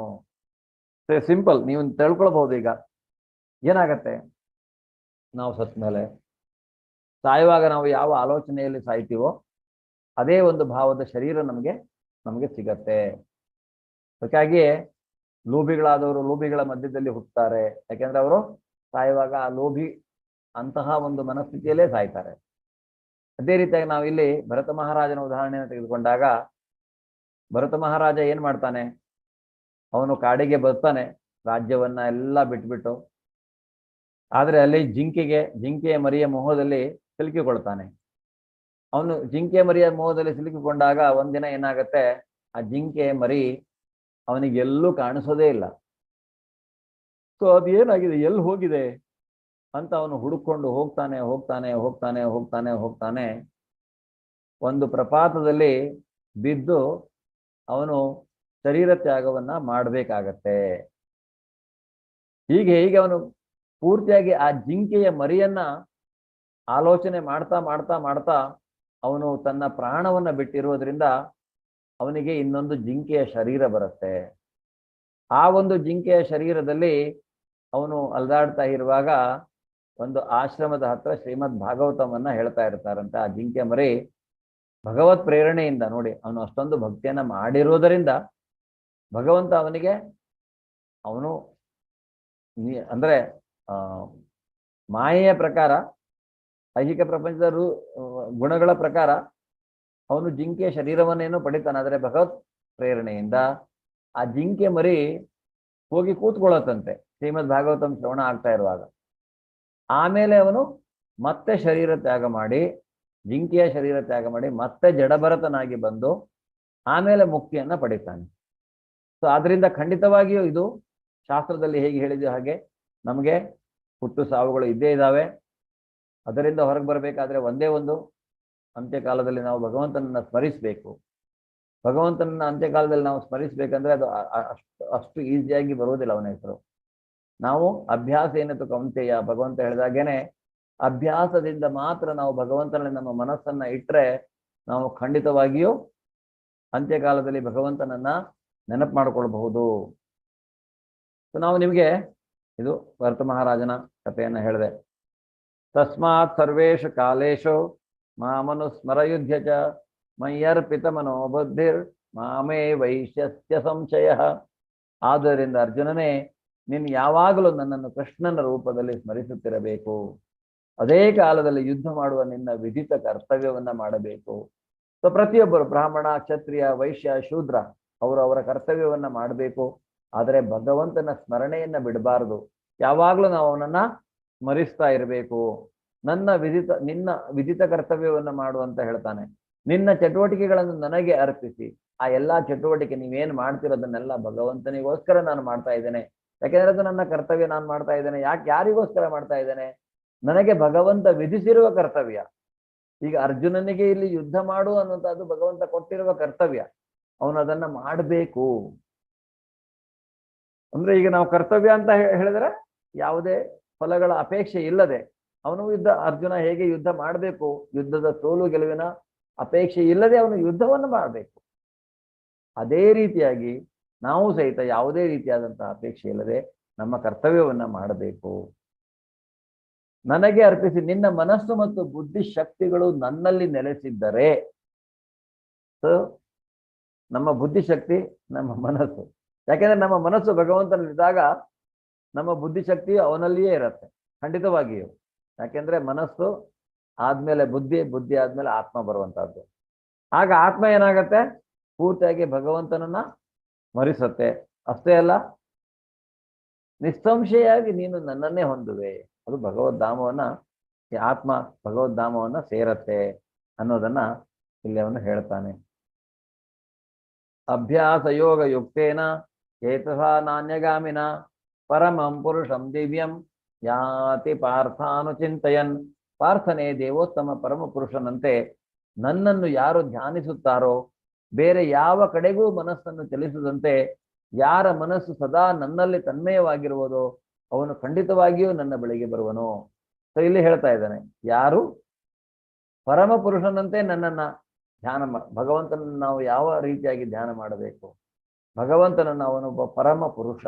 ನೋಡಿ, ಭಗವಂತ ಪುರುಷ ಇಲ್ಲಿ ನಾವು ತಿಳ್ಕೊಳ್ಳುವಂತಹದ್ದು. ಅದರಿಂದ ಅವನು ಪರಮ ಪುರುಷ, ಮತ್ತೆ ಬರೀ ಪುರುಷ ಅಲ್ಲ, ಪರಮ ಪುರುಷ, ದೇವೋತ್ತಮ, ದೇವರಲ್ಲಿಯೇ ಅತ್ಯಂತ ಉತ್ತಮನಾದವಂತವನು. ಮತ್ತೆ ಯಾವ ಕಡೆಗೂ ಮನಸ್ಸು ಚಲಿಸಬಾರದು, ಪೂರ್ತಿಯಾಗಿ ಭಗವಂತನಲ್ಲಿ ಇರಬೇಕು. ಯಾರ ಮನಸ್ಸು ಸದಾ ನನ್ನಲ್ಲಿ ತನ್ಮಯವಾಗಿರುವುದೋ ಅವನು ಖಂಡಿತವಾಗಿಯೂ ನನ್ನ ಬಳಿಗೆ ಬರುವನು. ಅದಕ್ಕಾಗಿಯೇ ಶ್ರೀಲ ಪ್ರಭುಪಾದರು ಈ ಕೃಷ್ಣ ಪ್ರಜ್ಞಾ ಸಂಸ್ಥೆಯನ್ನ ಹುಟ್ಟು ಹಾಕಿರುವಂತಹದ್ದು. ಈ ಕೃಷ್ಣ ಪ್ರಜ್ಞಾ ಸಂಸ್ಥೆಯಲ್ಲಿ ಭಕ್ತರೆಲ್ಲರೂ ಕೃಷ್ಣನನ್ನ ಧ್ಯಾನಿಸ್ತಾ, ಕೃಷ್ಣನ ಕುರಿತಾಗಿ ಸೇವೆಯನ್ನ ಮಾಡ್ತಾ ಅವರು ತಮ್ಮ ಈಗಿರುವ ಜೀವನವನ್ನ ಸಾಗಿಸ್ಕೊಂಡು ಹೋಗುವಂತಹದ್ದು. ಸೊ ಅದರಿಂದ ಅಂಥವರು ಖಂಡಿತವಾಗಿ ತನ್ನ ಬಳಿಗೆ ಬರ್ತಾರೆ ಅನ್ನುವಂಥದ್ದು. ಪ್ರತಿಯೊಬ್ಬರ ಸಾವಿನ ಸಮಯದಲ್ಲಿ ಭಕ್ತರ ಸಂಘದಲ್ಲಿ ಇದ್ದಾಗ ಯಾರಿಗಾದರೂ ಸಪೋಸಿಂಗ್ ಯಾರಿಗೋ ಒಬ್ಬರಿಗೆ ಆ ಥರ ಆಗಿದೆ ಅಂದ್ರೆ, ಒಬ್ರು ಡಿವೋಟಿ ಏನು ಯಾವುದೋ ಒಂದು ಕ್ಯಾನ್ಸರ್ ಇಂದ ಬಳಲ್ತಾ ಇದ್ರು. ಅವರಿಗೆ ಡಾಕ್ಟರ್ ಹೇಳ್ತಾರೆ, ಇಲ್ಲ ನೀವು ಸ್ವಲ್ಪ ದಿವಸದಲ್ಲಿ ಸಾಯ್ತೀರಿ. ಸಾವಿನ ಬಗ್ಗೆ ಯಾರು ದುಃಖ ಪಡುವುದೇ ಇಲ್ಲ. ಈ ಜ್ಞಾನವನ್ನು ಹೊಂದಿದ ಮೇಲೆ ಓಕೆ, ಸಾವಿನ ಬಗ್ಗೆ ಅದು ಓಕೆ ಬರ್ತಾ ಇದೆಯಾ, ವೆರಿ ಗುಡ್. ಈಗ ಒಬ್ಬ ಭಕ್ತ ಸಾವನ್ನ ಹೇಗೆ ತೆಗೆದುಕೊಳ್ತಾನೆ, ನನಗೆ ಸಾವು ಬರ್ತಾ ಇದೆ, ಇನ್ನು 6 ತಿಂಗಳಲ್ಲಿ ನನಗೆ ಸಾವು ಬರ್ತಾ ಇದೆ, ಎಸ್ ನನಗೆ ಗೊತ್ತಾಗಿದೆ. ಯಾಕೆಂದ್ರೆ ನಾನು ತಯಾರಿ ಮಾಡಿಕೊಂಡು ಆ ಸಮಯದಲ್ಲಿ ನಾವು ಭಗವಂತನ ಪ್ರಜ್ಞೆಯಲ್ಲಿ ಇರಬೇಕು. ಮತ್ತೆ ಅದೇ ರೀತಿಯಾಗಿ ಕೆಲವೊಂದು ಟೈಮ್ ಡಾಕ್ಟರ್ ಹೇಳ್ತಾರೆ, ಇನ್ನೊಂದು 2 ದಿವಸ ಹೀಗೆ ಭಕ್ತರೆಲ್ಲ ಹೋಗಿ ಹರೇ ಕೃಷ್ಣ ಮಹಾಮಂತ್ರವನ್ನು ಅವ್ರ ಜೊತೆಗೆ ಜಪಿಸುವಂತಹದ್ದು, ಅವರ ಜೊತೆಗೆ. ಮತ್ತೆ ಭಕ್ತರು ಆ ರೀತಿಯಾಗಿ ಗೊತ್ತಿರುವಾಗ ಅವರನ್ನ ಬಿಟ್ಕೊಡೋದಿಲ್ಲ. ಇನ್ನೊಂದು ಆ ರೀತಿಯಾಗಿ ಅವರೆಲ್ಲ ಹೋಗಿ ಹರೇ ಕೃಷ್ಣ ಮಹಾಮಂತ್ರವನ್ನು ಜೊತೆಗೆ ಜಪಿಸಿ ಅವರಿಗೆ ಇನ್ನೊಂದಿಷ್ಟು ಸಂತೋಷ, ಧೈರ್ಯ ಕೊಡುವಂತಹದ್ದು. ಯಾಕೆಂದ್ರೆ ಸಾವು ನಿಜವಾಗಿ ಸಾವಲ್ಲ, ಅದು ಕೊನೆಯಲ್ಲ, ಅದು ಇನ್ನೊಂದು ಅಧ್ಯಾಯದ ಮೊದಲ ಹೆಜ್ಜೆ. ಇನ್ನೊಂದು ಹೊಸ ಅಧ್ಯಾಯ ಸ್ಟಾರ್ಟ್ ಆಗ್ಬೇಕಂದ್ರೆ ಸಾವನ್ನುವಂತಹದ್ದು ಅದು. ಆದ್ದರಿಂದ ಸಾವಿಗೆ ಭಕ್ತರಾದವರು, ಭಗವಂತನಲ್ಲಿ ಪ್ರಜ್ಞೆ ಇರುವವರು ಸಾವಿಗೆ ಹೆದರುವುದಿಲ್ಲ. ಒಂದು ಅಜಾಮಿಳನ ಕಥೆಯನ್ನ ಹೇಳ್ತಾನೆ. ಇವನ ಹೆಸರು ಅಜಾಮಿಳ. ಅಜಾಮಿಳ ಭಗವದ್ ಭಕ್ತ, ಬ್ರಾಹ್ಮಣ, ಶಾಸ್ತ್ರದ ಕುರಿತಾಗಿ ತಿಳ್ಕೊಂಡವನು. ತನ್ನ ಒಂದು ರೀತಿಯಾದಂತಹ ಒಂದು ದೈನಂದಿನ ಕರ್ಮಗಳನ್ನ, ಅಂದ್ರೆ ನಿಷ್ಕಾಮ ಕರ್ಮ, ಅವನು ಏನು ಕರ್ತವ್ಯಗಳಿದೆ ಅದನ್ನೆಲ್ಲ ಮಾಡ್ಕೊಂಡು ಹೋಗ್ತಾ ಇರುವಂಥವನು. ಅವನು ಗೃಹಸ್ಥ ಬೇರೆ, ಮದುವೆ ಮಾಡ್ಕೊಂಡು ಹೆಂಡತಿ ಮಕ್ಕಳು ಅಪ್ಪ ಅಮ್ಮ ಎಲ್ಲ ಇರ್ತಾರೆ ಅವನ ಜೊತೆಗೆ. ಹಾಗಿರುವಾಗ ಏನಾಗತ್ತೆ, ಒಂದಿನ ಅಡವಿಗೆ ಹೋಗಿ ತನ್ನ ದಿನನಿತ್ಯದ ಕೈಂಕರ್ಯಕ್ಕೆ, ಅಂದ್ರೆ ಕೆಲಸಗಳಿಗೆ ಕರ್ತವ್ಯ ಇದಕ್ಕೆ ಬೇಕಾಗಿರುವಂತಹ ವಸ್ತುಗಳನ್ನು ತರಲಿಕ್ಕೆ ಅಡವಿಗೆ ಹೋಗಿರ್ತಾನೆ.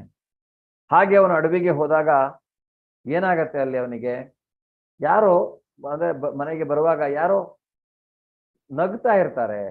ಯಾವುದೋ ಒಂದು ಹೆಂಗಸು ನಗುವಿನ ಒಂದು ಇದನ್ನ ಕೇಳ್ತಾನೆ. ಯಾರೋ ನಗ್ತಾ ಇದ್ದಾರೆ, ಏನೋ ಏನೋ ಬಿಡ್ಲಿ, ನನಗೇಕೆ ಅದು ಅಂತ ಸ್ವಲ್ಪ ಮುಂದೆ ಹೋಗ್ತಾನೆ. ಮತ್ತು ಜೋರಾಗಿ ನಗೋದು ಕೇಳತ್ತೆ.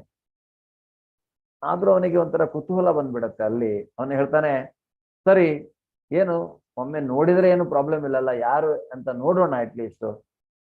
ಆದ್ರೆ ನಾನು ನನ್ನ ಕರ್ತವ್ಯಕ್ಕೆ ಅನ್ನೋ ಚ್ಯುತಿ ತರುವುದಿಲ್ಲ ಅಂತ ಹೋಗಿ ನೋಡ್ತಾನೆ. ನೋಡಿದರೆ ಆ ಊರಿನ ಅತ್ಯಂತ ಪ್ರಸಿದ್ಧ ಸುಂದರವಾದಂತಹ ಒಂದು ವೇಶ್ಯೆ ಒಬ್ಬನ ಜೊತೆಗೆ ಇರ್ತಾಳೆ. ಅವರು ಅದನ್ನ ನೋಡಿ ಅಲ್ಲಿಂದ ಹೊರಡ್ತಾರೆ. ಹೊರಟ್ರೆ ಅವರಿಗೆ ಮನಸ್ಸಿನ ತುಂಬಾ ಏನಾಗಿದೆ, ಈಗ ಭಗವಂತನ ಧ್ಯಾನವಾಗಿ ಮನಸ್ಸು ಅನ್ನುವಂತಹದ್ದು ಆ ವೇಶ್ಯೆ ಅದರನ್ನ ಆಕ್ರಮಿಸಿಕೊಂಡು ಬಿಡ್ತಾನೆ. ಸೊ ಈಗ ಮನಸ್ಸಿನಲ್ಲಿ ಮಾಯೆ ಆವರಿಸ್ಕೊಂಡು ಬರುತ್ತೆ, ಆ ವೇಶ್ಯೆ ಆವರಿಸ್ಕೊಂಡು ಮನೆಗೆ ಹೋಗ್ತಾರೆ. ಮನೆಗೆ ಹೋಗಿ ಆ ವೇಶ್ಯೆಯನ್ನ ಆಮೇಲೆ ಮನೆಯ ಕೆಲಸಕ್ಕೆ ಅಂತ ಅವಳನ್ನ ಕರ್ಕೊಂಡು ಬರ್ತಾರಂತೆ. ಕರ್ಕೊಂಡು ಬಂದ್ಮೇಲೆ ಆ ವೇಶ್ಯೆಯ ಜೊತೆಗೆ ಇವರ ನಡತೆಯನ್ನ ನೋಡಿ ಅವರ ತಂದೆ ತಾಯಿ ತಮಗೆ ಇಲ್ಲಿ ಇರ್ಲಿಕ್ಕೆ ಸಾಧ್ಯವಿಲ್ಲ ಅಂತ ಅವರು ಹೋಗ್ತಾರೆ. ಸ್ವಲ್ಪ ದಿನದ ನಂತರ ಅವರ ಹೆಂಡತಿ ಮಕ್ಕಳು ಸಹಿತ ಅವಳು ಹೇಳ್ತಾಳೆ, ಇವರು ವೇಶ್ಯೆಗೆ ಕೊಡುವ ಪ್ರಾಮುಖ್ಯತೆಯನ್ನ ನೋಡಿ ಅವಳು ಮನೆ ಬಿಟ್ಟು ಹೋಗ್ಬಿಡ್ತಾಳೆ. ಇವ್ರೇನ್ ಮಾಡ್ತಾರೆ, ವೇಶ್ಯೆಯ ಜೊತೆಗೆ ಬಾಳ್ಲಿಕ್ಕೆ ಶುರು ಮಾಡ್ತಾರೆ. ಹಾಗೆಯೇ ಇವರಿಗೆ ಆಲ್ಮೋಸ್ಟ್ 80 ವರ್ಷ ವಯಸ್ಸು. ಅಂತಹ ಸಮಯದಲ್ಲಿ ಅವರಿಗೆ ಒಂದು ಮಗ ಹುಟ್ಟುತ್ತಾನೆ. ಆ ಮಗ ಹುಟ್ಟಿದ ಸಮಯದಲ್ಲಿ ಕೆಲವು ಸನ್ಯಾಸಿಗಳು ಅವರ ಮನೆಯಿಂದ ಹೋಗ್ತಾ ಇರುವಂತವರು ಬಂದು ಆ ಮಗುವಿಗೆ ನಾರಾಯಣ ಅಂತ ಹೆಸರಿಟ್ಟು ಹೋಗ್ತಾರೆ. ಸೊ ಏನಾಗುತ್ತೆ, ಆಯ್ತು, ಸ್ವಲ್ಪ ದಿವಸದ ನಂತರ ನಾರಾಯಣ ಸ್ವಲ್ಪ ದೊಡ್ಡವನಾಗಿರ್ತಾನೆ. ಇವರಿಗೆ ಇನ್ನು ಮರಣದ ಅಂದ್ರೆ ಈಗ ಇವರು ಹಾಸಿಗೆ ಹಿಡಿದಿರ್ತಾರೆ, ಇನ್ನೇನು ಸಾಯಬೇಕು. ಸಾಯುವ ಸಮಯದಲ್ಲಿ ಏನಾಗತ್ತೆ, ಅವರಿಗೆ ಹಾಸಿಗೆ ಹಿಡಿದವಾಗ ಇವರು ಮಾಡಿರುವ ಪಾಪಕರ್ಮಗಳಿಂದ ಖಂಡಿತವಾಗಿಯೂ ಇವರನ್ನ ಕರ್ಕೊಂಡು ಹೋಗ್ಲಿಕ್ಕೆ ಯಮನ ದೂತರು ಬರ್ತಾರೆ. ಯಮನ ದೂತರು ಬಂದಾಗ ಅವರ ರೂಪವನ್ನ ನೋಡಿ, ಅಂತಹ ಒಂದು ಭಯಾನಕವಾದಂತಹ ಸನ್ನಿವೇಶ ನೋಡಿ ಇವರಿಗೆ ಭಯ ಆಗಿ ಇವರು ನಾರಾಯಣ ಅಂತ ದೊಡ್ಡದಾಗಿ ಕರೆದು ಬಿಡ್ತಾರೆ. ಅವರು ನಾರಾಯಣ ಅಂತ ಯಾರಿಗೆ ಕರೆದಿದ್ದು? ಅವರ ಮಗನಿಗೆ ಕರೆದಿದ್ದು. ಆ ಮಗನಿಗೆ ಕರೆದು ಇಲ್ಲಿ ಬರಬೇಡ, ಇಲ್ಲಿ ಏನೋ ಒಂದು ಭಯ ಇದೆ, ಬಹಳ ಉಗ್ರವಾದ ಸ್ವರೂಪ, ಅಂದ್ರೆ ಈ ಭಯ ಸ್ವರೂಪದ ಯಮನ ಭಟ್ರ ಅಲ್ಲಿರುವುದರಿಂದ ಅಂತ ಹೇಳಲಿಕ್ಕೆ ಅವರು ನಾರಾಯಣ ಅಂತ ಕರೀತಾರೆ. ನಾರಾಯಣ ಅಂತ ಕರೆದಿದೆ ಸಾಕು, ಆ ಕ್ಷಣಕ್ಕೆ ವಿಷ್ಣುವಿನ ಭಟ್ರು ಬರ್ತಾರೆ, ವಿಷ್ಣು ದೂತರು ಬಂದು ಏನ್ ಮಾಡ್ತಾರೆ, ಯಮದೂತರಿಗೆ ಹೇಳ್ತಾರೆ, ಇಲ್ಲ ನಾವು ಭಗವಂತ ನಮ್ಮನ್ನ ಕಳಿಸಿದ್ದಾನೆ, ಇಲ್ಲಿ ನಿಮಗೆ ಯಾವುದೇ ರೀತಿಯಾದಂತ ಕೆಲಸ ಇಲ್ಲ, ನೀವು ಹೋಗಿ. ಸೊ ಅವರು ಅದೇ ರೀತಿಯಾಗಿ ಯಮ ಅವರಿಗೆ ಹೇಳಿ ಕರೆಸ್ಕೊಳ್ತಾನೆ. ವಾಪಸ್ ಅವರು ಹೋಗ್ಲೇಬೇಕು, ಯಾಕೆಂದ್ರೆ ಭಗವಂತನ ಆಜ್ಞೆ, ಎಲ್ಲರೂ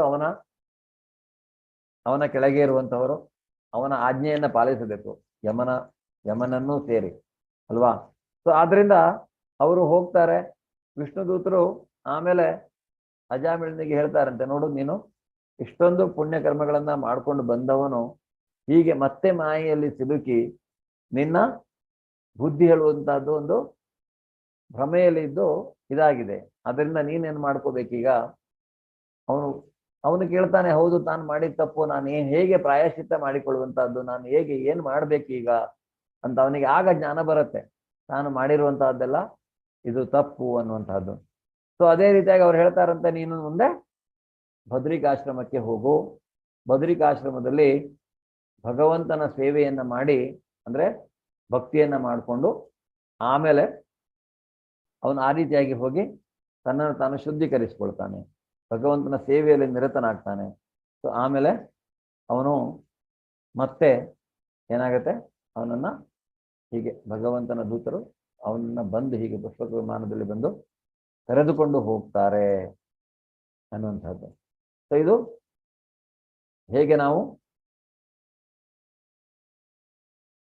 ಭಗವಂತನನ್ನ ಸ್ಮರಿಸುವುದರಿಂದ, ಅಂತ್ಯಕಾಲದಲ್ಲಿ ನಾವು ಭಗವಂತನನ್ನ ಸ್ಮರಿಸದೇ ಇರೋದರಿಂದ ಏನಾಗತ್ತೆ, ಅಥವಾ ಸ್ಮರಿಸುವುದರಿಂದ ಏನಾಗತ್ತೆ ಅನ್ನುವಂಥದ್ದು. ಕವಿಂ ಪುರಾಣ ಮನುಶಾಸಿತಾರ ಮನೋರಣೀಯಂ ಸಮನುಸ್ಮರೇದ್ಯ ಸರ್ವಸ್ಯ ದಾತಾರಮಚಿಂತ್ಯ ರೂಪಂ ಆದಿತ್ಯ ವರ್ಣಂ ತಮಸಃ ಪುರಸ್ತಾತ್. ಪರಮ ಪುರುಷನು ಎಲ್ಲವನ್ನೂ ಬಲ್ಲನು, ಅತಿ ಪುರಾತನನು, ನಿಯಂತ್ರಕನು, ಅತ್ಯಂತ ಸಣ್ಣದಕ್ಕಿಂತ ಸಣ್ಣಗಿರುವವನು, ಎಲ್ಲವನ್ನೂ ಪಾಲಿಸುವವನು, ಎಲ್ಲಾ ಐಹಿಕ ಕಲ್ಪನೆಯನ್ನೂ ಮೀರಿದವನು, ಚಿಂತನೆಯನ್ನ ಮೀರಿದವನು ಮತ್ತು ಸದಾ ಒಬ್ಬ ಪುರುಷನು ಎಂದು ನಾವು ಧ್ಯಾನಿಸಬೇಕು. ಅವನು ಸೂರ್ಯನಂತೆ ಪ್ರಕಾಶಿಸುವವನು ಮತ್ತು ದಿವ್ಯನಾಗಿದ್ದು ಈ ಐಹಿಕ ಪ್ರಕೃತಿಗೆ ಅತೀತನಾಗಿರುವವನು. ಸೊ ಕವಿಂ ಪುರಾಣಂ, ಕವಿ ಅಂದ್ರೆ ಯಾರು? ಈ ಗ್ರೂಪಲ್ಲಿ ಯಾರಾದರೂ ಕವಿಗಳಿದ್ದೀರಾ? ಕವನ ಬರೆಯುವಂಥವರು? ಸೊ ಕವಿ ಅಂದ್ರೆ ಏನು? ಕವಿ ಅಂದ್ರೆ ಜನರಲಿ ಹೇಳ್ತಾರೆ ಅವನಿಗೆ ಮನಸ್ಸಿನ ಭಾವನೆಗಳನ್ನ ಬರೆಯುವುದು. ಅವನಿಗೆ ಸ್ವಲ್ಪ ಜ್ಞಾನ ಇರುತ್ತೆ, ಹಿಂದೆ ಏನಾಗಿದೆ ಇವಾಗ ಏನಾಗತ್ತೆ ಅನ್ನುವಂಥದ್ದು. ಒಂದ್ ರೀತಿಯಾಗಿ ಅವನು ನೀವು ಹೇಳಿದಾಗೇನೆ ಇದರ ಮೇಲೆ ಅವನು ಅಂದ್ರೆ ಗೊತ್ತಿರತ್ತೆ ಅನ್ನುವಂಥದ್ದು ಸ್ವಲ್ಪ. ಅದಕ್ಕೆ ಇಲ್ಲಿ ಹೇಳ್ತಾ ಇರುವಂತ ಅವನು ಹೇಳ್ತಾನೆ ಇಲ್ಲಿ ಭಗವಂತ ಎಲ್ಲವನ್ನ ಬಲ್ಲವನು, ಅತಿ ಪುರಾತನನು. ಅವನು ಅತಿ ಅಂತ ಹಳೆಯವನು, ಅವನಿಗಿಂತ ಪುರಾತನ ಯಾರೂ ಇಲ್ಲ. ನಿಯಂತ್ರಕ, ಎಲ್ಲವನ್ನ ಕಂಟ್ರೋಲ್ ಮಾಡುವಂತವನು ಅವನು. ಅಂದ್ರೆ ಸಣ್ಣದಕ್ಕಿಂತ ಸಣ್ಣ ಪ್ರಮಾಣವಿನ ಹೃದಯವನ್ನು ಪ್ರವೇಶಿಸುವಂತವನು, ಎಲ್ಲವನ್ನ ನೋಡ್ಕೊಂಡು ಹೋಗುವನು, ಪಾಲಿಸುವವನವನು, ಎಲ್ಲ ಐಹಿಕ ಕಲ್ಪನೆಯನ್ನು ಮೀರಿದವನು. ನಾವು ಭಗವಂತನ ಕುರಿತಾಗಿ ಎಷ್ಟು ಚಿಂತನೆ ಮಾಡ್ಲಿಕ್ಕೆ ಸಾಧ್ಯ, ಭಗವಂತ ಹೇಗಿರ್ಬೋದು ಅಂತ ನಾವು ಚಿಂತನೆ ಎಷ್ಟು ಬೇಕಾದ್ರೂ ಮಾಡಿ, ಎಷ್ಟೊಂದು ಚಿಂತನೆಯನ್ನು ನಾವು ಅವನ ಕುರಿತಾಗಿ ಮಾಡಬಹುದು. ಅವನು ಆ ಚಿಂತನೆಯ ಲಿಮಿಟ್ ನಲ್ಲಿ ಬರೋದೇ ಇಲ್ಲ. ನಾವು ಎಷ್ಟು ಚಿಂತನೆ ಮಾಡಿದರೂ ಅವನು ಅದಕ್ಕಿಂತನೂ ಜಾಸ್ತಿನೇ. ಕೆಲವೊಂದು ನಾವು ಚಿಂತನೆ ಮಾಡದೇ ಇದ್ದದ್ದು ಸಹಿತ ಅವನಾಗಿರ್ತಾನೆ, ನಮ್ಗೆ ಅದರ ಚಿಂತನೆಯೇ ಬರುವುದಿಲ್ಲ. ಆದ್ರಿಂದ ಅವನು ಚಿಂತನೆಯನ್ನ ಸಹಿತ ಮೀರಿದವನು. ಭಗವಂತನ ಕುರಿತಾಗ ನಾವು ಎಷ್ಟೇ ಆಲೋಚನೆ ಮಾಡಿದ್ರು ಅವನು ಎಲ್ಲಿ ಬರ್ತಾನೆ, ಯಾವಾಗ ಬರ್ತಾನೆ, ಏನು ಕೆಲಸ ಮಾಡ್ತಾನೆ, ಅವನ ಉದ್ದೇಶ ಏನು ನಮ್ಗದು ಹೀಗೆ ಶಾಸ್ತ್ರಗಳಿಂದ ಸಿಕ್ಕಿದ್ರೆ ಮಾತ್ರ ನಮಗೆ ಅದ್ರ ಬಗ್ಗೆ ಅರ್ಥ ಆಗುವಂಥದ್ದು. ಇಲ್ಲ ಅಂದ್ರೆ ನಮ್ಗೆ ಅದು ಅರ್ಥ ಆಗೋದಿಲ್ಲ. ಸೊ ಆ ರೀತಿಯಾಗಿ ಅವನ ವಿಸ್ತರಣೆಗಳು ನಡೀತಾನೇ ಇರ್ತವೆ, ಅವಶ್ಯಕತೆ ಇದ್ದಾವೆ. ಸೊ ಅವನು ಅದರಿಂದ ಅವನ ಕುರಿತಾಗಿ ನಾವು ಎಷ್ಟು ಚಿಂತಿಸ್ಲಿಕ್ಕೆ ಸಾಧ್ಯವೋ ಅಷ್ಟು ನಾವು ಚಿಂತಿಸಬಹುದು. ಆದರೆ ಅವನು ಅದನ್ನೂ ಸಹಿತ ಮೀರಿದವನು. ಅವನನ್ನ ಸದಾ ಒಬ್ಬ ಪುರುಷನು, ಭಗವಂತ ಅನ್ನುವಂಥವನು ಒಬ್ಬ ಪುರುಷ ಅಂತ ಅವನನ್ನು ನಾನು ಧ್ಯಾನಿಸಬೇಕು.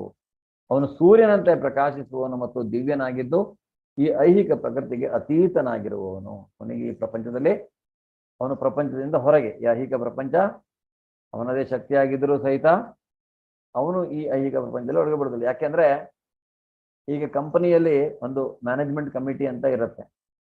ಆ ಮ್ಯಾನೇಜ್ಮೆಂಟ್ ಕಮಿಟಿಯವರು ಕಂಪನಿಯ ದಿನನಿತ್ಯದ ಆಗು ಹೋಗುಗಳಿಗೆ ಅವರು ಅಷ್ಟು ಇಂಟರ್ಫಿಯರ್ ಆಗೋದಿಲ್ಲ, ಅವ್ರು ಬರೋದೇ ಇಲ್ಲ. ಅಂದ್ರೆ ಇಲ್ಲಿ ಅದು ನಡೀತಾ ಇರತ್ತೆ. ಅವರು ಒಂದು ಗೈಡ್ಲೈನ್ಸ್ ಅನ್ನ ಸೆಟ್ ಮಾಡ್ತಾರೆ. ಓಕೆ, ಈ ಕಂಪನಿ ಹೀಗಿರ್ಬೇಕು, ಈ ಕಂಪನಿಯಲ್ಲಿ CEO ಇದ್ದಾನೆ, ಅವನು ಅದನ್ನ ನೋಡ್ಕೊಳ್ತಾನೆ, ಅಥವಾ ಬೇರೆ ಬೇರೆ ಮ್ಯಾನೇಜರ್ಸ್ ಇದ್ದಾರೆ, ಸೊ ಅವರು ಅದನ್ನ ನೋಡ್ಕೊಳ್ತಾರೆ. ಆದ್ರಿಂದ ಅವರೆಲ್ಲ ಏನ್ ಮಾಡ್ತಾರೆ, ಅವರೆಲ್ಲರಿಗೂ ರೂಲ್ ಅಪ್ಲೈ ಆಗತ್ತೆ, ಆ ಕಂಪನಿಯ ರೂಲ್ಗಳು ಅಪ್ಲೈ ಆಗತ್ತೆ. ಆದ್ರೆ ಈ ಮ್ಯಾನೇಜ್ಮೆಂಟ್ ಕಮಿಟಿ ಅದು ಸೆಟ್ ಮಾಡಿದಾರಲ್ಲ, ಅವರಿಗೆ ಯಾವ ರೂಲು ಅಪ್ಲೈ ಆಗೋದಿಲ್ಲ. ಅದರಿಂದ ಇಲ್ಲಿ ಭಗವಂತ ಏನ್ ಹೇಳ್ತಾ ಇದ್ದಾನೆ ಅಂದ್ರೆ, ಹಾಗೆ ಅವನು ಅತೀತ. ಅವರು ಯಾಕೆಂದ್ರೆ ಅವರು ದಿನನಿತ್ಯದ ಈ ಪ್ರಪಂಚದ ಚಟುವಟಿಕೆಗಳ ಹೊರಗೆ ಅವನಿರುವಂತವನು. ಇಲ್ಲಿ ಅದು ನಡೀತಾ ಇರತ್ತೆ ಅವನೇ ಹಾಕಿಕೊಟ್ಟ ಮಾರ್ಗದಿಂದ.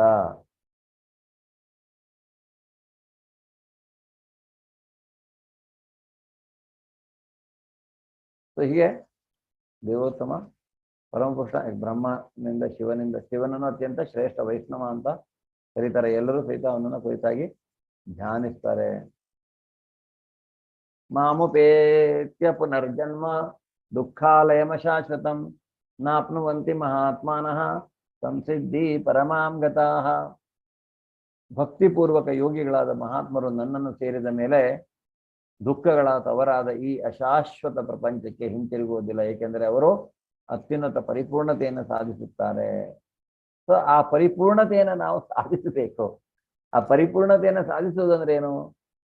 ನಾವು ನಿತ್ಯ ಅಂದ್ರೆ ಕರ್ಮಫಲಗಳನ್ನು ತ್ಯಜಿಸಿ ಭಗವಂತನ ಕುರಿತಾಗಿ ಸ್ಮರಣೆಯನ್ನ ಮಾಡ್ತಾ,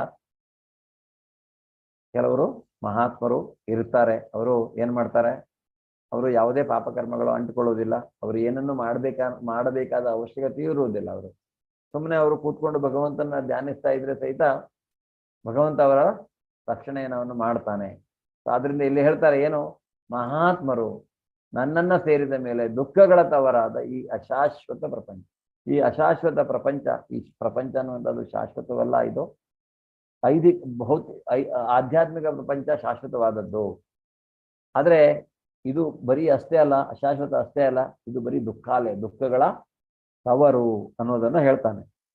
ಸೊ ಇಲ್ಲಿ ಬರೀ ದುಃಖವೇ ತುಂಬಿಕೊಂಡಿರುವಂತಹದ್ದು. ನಾವು ಕ್ಷಣಿಕವಾಗಿ ಸುಖ ಅಂತ ಭ್ರಮೆಯಲ್ಲಿ ಇರಬಹುದು, ಆದ್ರೆ ಆ ಸುಖ ಅಂತ ಆ ಭ್ರಮೆಯೂ ಸಹಿತ ನಮ್ಮನ್ನ ದುಃಖಕ್ಕೆ ಕರ್ಕೊಂಡು ಹೋಗತ್ತೆ ಒಂದಲ್ಲ ಒಂದು ರೀತಿಯಲ್ಲಿ.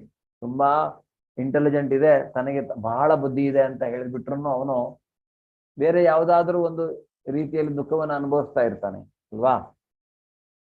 ಆದ್ದರಿಂದ ನಾವು ಎರಡನೇ ಅಧ್ಯಾಯದಲ್ಲಿ ಹೇಳಿದಾಗೆ ನಮ್ಮ ಬುದ್ಧಿಮತ್ತೆ, ನಮ್ಮ ಭಾವನಾತ್ಮಕತೆ ಮತ್ತೆ ನಮ್ಮ ಆಧ್ಯಾತ್ಮಿಕತೆ,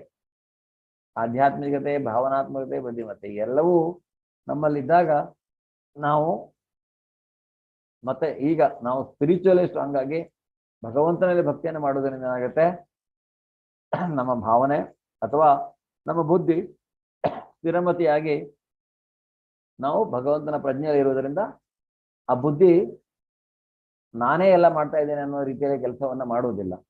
ಆ ಬುದ್ಧಿ ಪೂರ್ತಿಯಾಗಿ ಭಗವಂತನಿಗೆ ಶರಣಾಗತರಾಗಿದ್ರೆ ಭಗವಂತನ ಮಾರ್ಗದರ್ಶನದಲ್ಲಿ ಮಾಡುವಂತಹದ್ದು ಕೆಲಸಗಳನ್ನ ಬುದ್ಧಿ ಉಪಯೋಗಿಸ್ತದೆ. ಆದ್ರಿಂದ ಆ ಬುದ್ಧಿಯು ಪುರುಷರಲ್ಲಿ ತಾನೇ ಅಂತ ಅವನು ಹೇಳ್ತಾನೆ.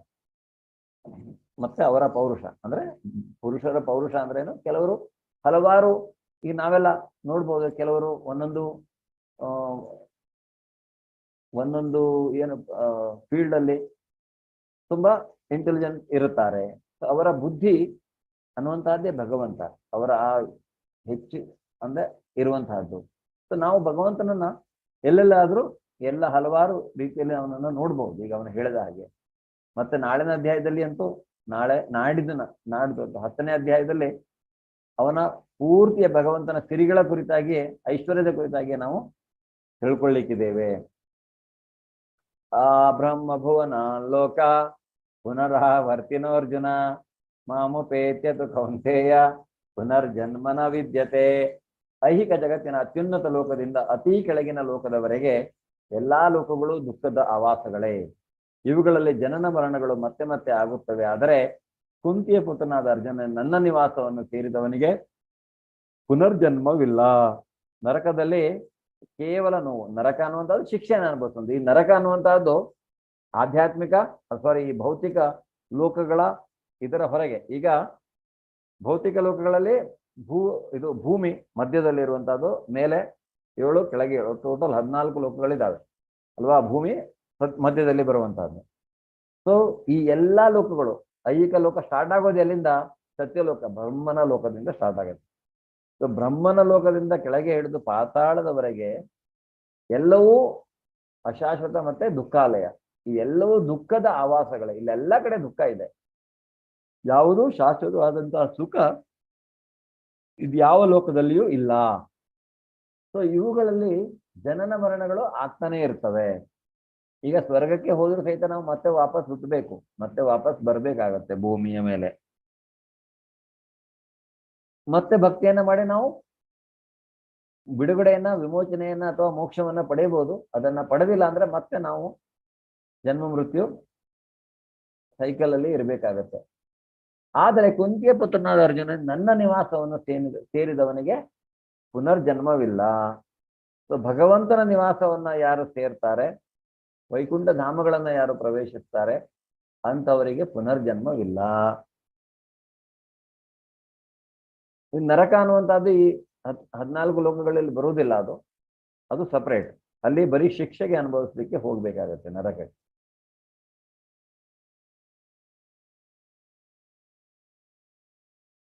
ಸಹಸ್ರಯುಗ ಪರ್ಯಂತಂ ಅಹರ್ಯದ್ ಬ್ರಹ್ಮಣೋ ವಿದೋ ರಾತ್ರಿಂ ಯುಗ ಸಹಸ್ರಾಂತಾಂ ಏಹೋ ರಾತ್ರವಿದೋ ಜನಃ ಅವ್ಯಕ್ತಾದ್ವ್ಯಕ್ತಯ ಸರ್ವಾ ಪ್ರಭವಂತ್ಯಹರಾಗಮೆ ರಾತ್ರ್ಯಾಗಮೆ ಪ್ರಲೀಯಂತೆ ತತ್ರೈವ ವ್ಯಕ್ತ ಸಂಜ್ಞಕೆ ಭೂತಗ್ರಾಮಃ ಸ ಏವ ಯಂ ಭೂತ್ವಾ ಪ್ರಲೀಯತೆ ರಾತ್ರ್ಯಾಗಮೇ ವಶಃ ಪಾರ್ಥ ಪ್ರಭವತ್ಯಹರಾಗಮೆ. ಮನುಷ್ಯರ ಲೆಕ್ಕದ ಪ್ರಕಾರ 1000 ಯುಗಗಳು ಸೇರಿ ಬ್ರಹ್ಮನ 1 ದಿನ, ಅವನ ರಾತ್ರಿಗೂ ಅಷ್ಟೇ ಅವಧಿ. ಇದನ್ನು ನಾವು ಆಲ್ರೆಡಿ ತಿಳ್ಕೊಂಡಿದ್ದೇವೆ 4ನೇ ಅಧ್ಯಾಯದಲ್ಲಿ. ಬ್ರಹ್ಮನ ಹಗಲಿನ ಪ್ರಾರಂಭದಲ್ಲಿ ಎಲ್ಲಾ ಜೀವಿಗಳು ಅವ್ಯಕ್ತ ಸ್ಥಿತಿಯಿಂದ ಅಭಿವ್ಯಕ್ತಿ ಪಡೆಯುತ್ತಾರೆ. ಈಗ ನೋಡಿ, ಬ್ರಹ್ಮನ ರಾತ್ರಿ ಅಂದ್ರೆ ಒಂದು ಮಿನಿ ಪ್ರಳಯ, ಪೂರ್ತಿಯಲ್ಲ, ಅವನ ಒಂದು ರಾತ್ರಿ ಅಂದ್ರೆ. ಯಾಕೆಂದ್ರೆ ಎಲ್ಲವೂ ವ್ಯಕ್ತವಾಗಿರುವಂತಹದ್ದು. ವ್ಯಕ್ತ ಅಂದ್ರೆ ಏನು? ಕಾಣಿಸಿಕೊಳ್ಳುವಂತಹದ್ದು. ಅವ್ಯಕ್ತ ಅಂದ್ರೆ ಏನು? ಕಾಣಿಸಿಕೊಳ್ಳದೇ ಇರುವಂತಹದ್ದು. ಸೊ ಎಲ್ಲ ಲೀನವಾಗುತ್ತೆ. ಎಲ್ಲ ಅಂದ್ರೆ ಭಗವಂತನ ಇದರಲ್ಲಿ ಅವು ವ್ಯಕ್ತವಾಗುವುದಿಲ್ಲ. ಆದರೆ ಬ್ರಹ್ಮನ ಹಗಲಿಗೆ ಅವು ಮತ್ತೆ ವ್ಯಕ್ತವಾಗುತ್ತವೆ, ಮತ್ತೆ ಅವು ತಮ್ಮ ತಮ್ಮ ಶರೀರವನ್ನ ಆಕ್ಯುಪೈ ಮಾಡುತ್ತೆ ಜೀವಿಗಳು.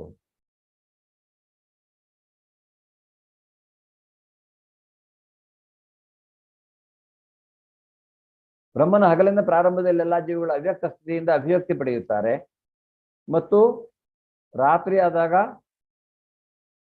ಅವರು ಮತ್ತೆ ಅವ್ಯಕ್ತದಲ್ಲಿ ಲೀನವಾಗ್ತಾರೆ. ಮತ್ತೆ ಮತ್ತೆ ಬ್ರಹ್ಮನಿಗೆ ಹಗಲಾದಾಗ ಈ ಎಲ್ಲಾ ಜೀವಿಗಳು ಮತ್ತೆ ಹುಟ್ಟುತ್ತವೆ. ಬ್ರಹ್ಮನಿಗೆ ರಾತ್ರಿ ಆದಾಗ ಅವೆಲ್ಲ ನಿಸ್ಸಹಾಯಕವಾಗಿ ನಾಶವಾಗುತ್ತವೆ.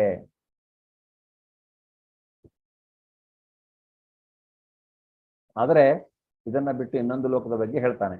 ಏನು? ಪರಸ್ತಸ್ಮಾತ್ ಭಾವೋನ್ಯೋ ಅವ್ಯಕ್ತೋ ವ್ಯಕ್ತ ವ್ಯಕ್ತ ಸನಾತನಃ ಯಸ್ಸ ಸರ್ವೇಷು ಭೂತೇಷು ನಶ್ಯತ್ಸು ನ ವಿನಶ್ಯತಿ. ಆದರೆ ಇನ್ನೊಂದು ಅವ್ಯಕ್ತವಾದ ಪ್ರಕೃತಿ ಇದೆ, ಅದು ನಿತ್ಯವಾದದ್ದು ಮತ್ತು ಈ ವ್ಯಕ್ತಿ ಮತ್ತು ಅವ್ಯಕ್ತ ಜಡವಸ್ತುವನ್ನು ಮೀರಿದ್ದು. ಅದು ಪರಮೋನ್ನತವಾದದ್ದು ಮತ್ತು ಎಂದೂ ನಾಶವಾಗುವುದಿಲ್ಲ. ಈ ಜಗತ್ತಿನಲ್ಲಿರುವ ಎಲ್ಲವೂ ನಾಶವಾದಾಗ ಈ ಭಾಗವು ಇದ್ದಂತೆಯೇ ಇರುತ್ತದೆ. ಅವನು ಭಗವಂತ ಆಧ್ಯಾತ್ಮಿಕ ಜಗತ್ತಿನ ಬಗ್ಗೆ ಹೇಳ್ತಾನೆ, ಸ್ಪಿರಿಚುವಲ್ ವರ್ಲ್ಡ್ ಬಗ್ಗೆ. ಸೊ ಅದು ಏನ್ ಹೇಳ್ತಾನೆ? ಅವ್ಯಕ್ತವಾದ ಪ್ರಕೃತಿ ಅದು. ಆ ಪ್ರಕೃತಿ ನಮ್ಗೆ ಇಲ್ಲಿ ಕಾಣಿಸುವುದಿಲ್ಲ. ಅದು ನಿತ್ಯವಾದದ್ದು, ಅದು ಯಾವಾಗಲೂ ಇರುವಂತಹದ್ದು, ಶಾಶ್ವತವಾದದ್ದು. ಐಹಿಕ ಪ್ರಕೃತಿಯ ತರ ನಾಶವಾಗುವುದಿಲ್ಲ.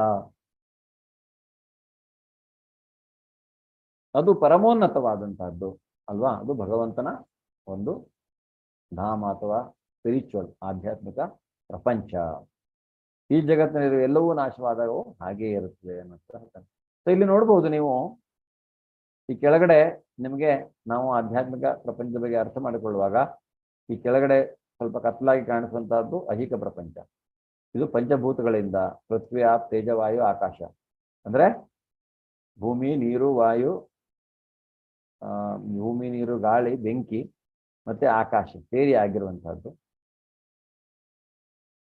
ಇದು ಮೇಲ್ಗಡೆ ವೈಕುಂಠ ಲೋಕಗಳು.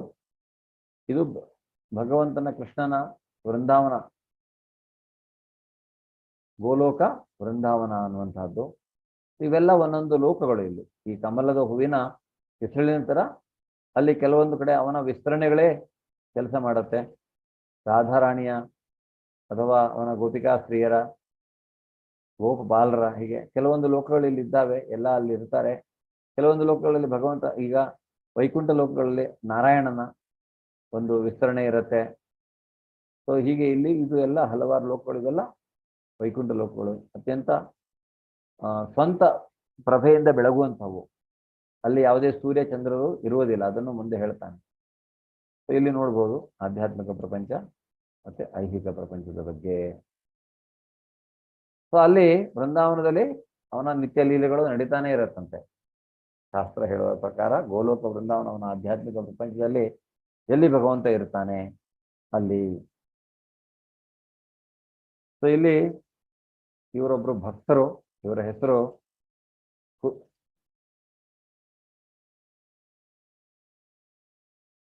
ಮುಕುಂದ ಮಾಲಾ ಸ್ತೋತ್ರ ಅನ್ನುವಂಥದ್ದನ್ನ ಬರೀತಾರೆ. ಕುಲಶೇಖರ ಆಳ್ವಾರ್ ಅವರು. ಮಾತಾಜಿ ಓದಿ ಶ್ಲೋಕ ಓದ್ತೀರಾ? ಇದು ಹೇಳಿ. ಪದ ಪಂಕಜ ಪಂಜರಾಂತಂ ಅದ್ಯೈವ ಮೇ ವಿಶತು ಮಾನಸ ರಾಜಹಂಸಃ ಪ್ರಾಣ ಪ್ರಯಾಣ ಸಮಯೇ ಕಪವಾತೈಃ ಕಂಠಾವರೋಧನ ವಿಧೌ ಸ್ಮರಣಾಂಕುತಸ್ತೆ. ಅನುವಾದ. ಪ್ರಿಯ ಕೃಷ್ಣ, ನನ್ನ ಮಾನಸ ರಾಜಹಂಸವು ನಿನ್ನ ಪಾದಾರವಿಂದಗಳ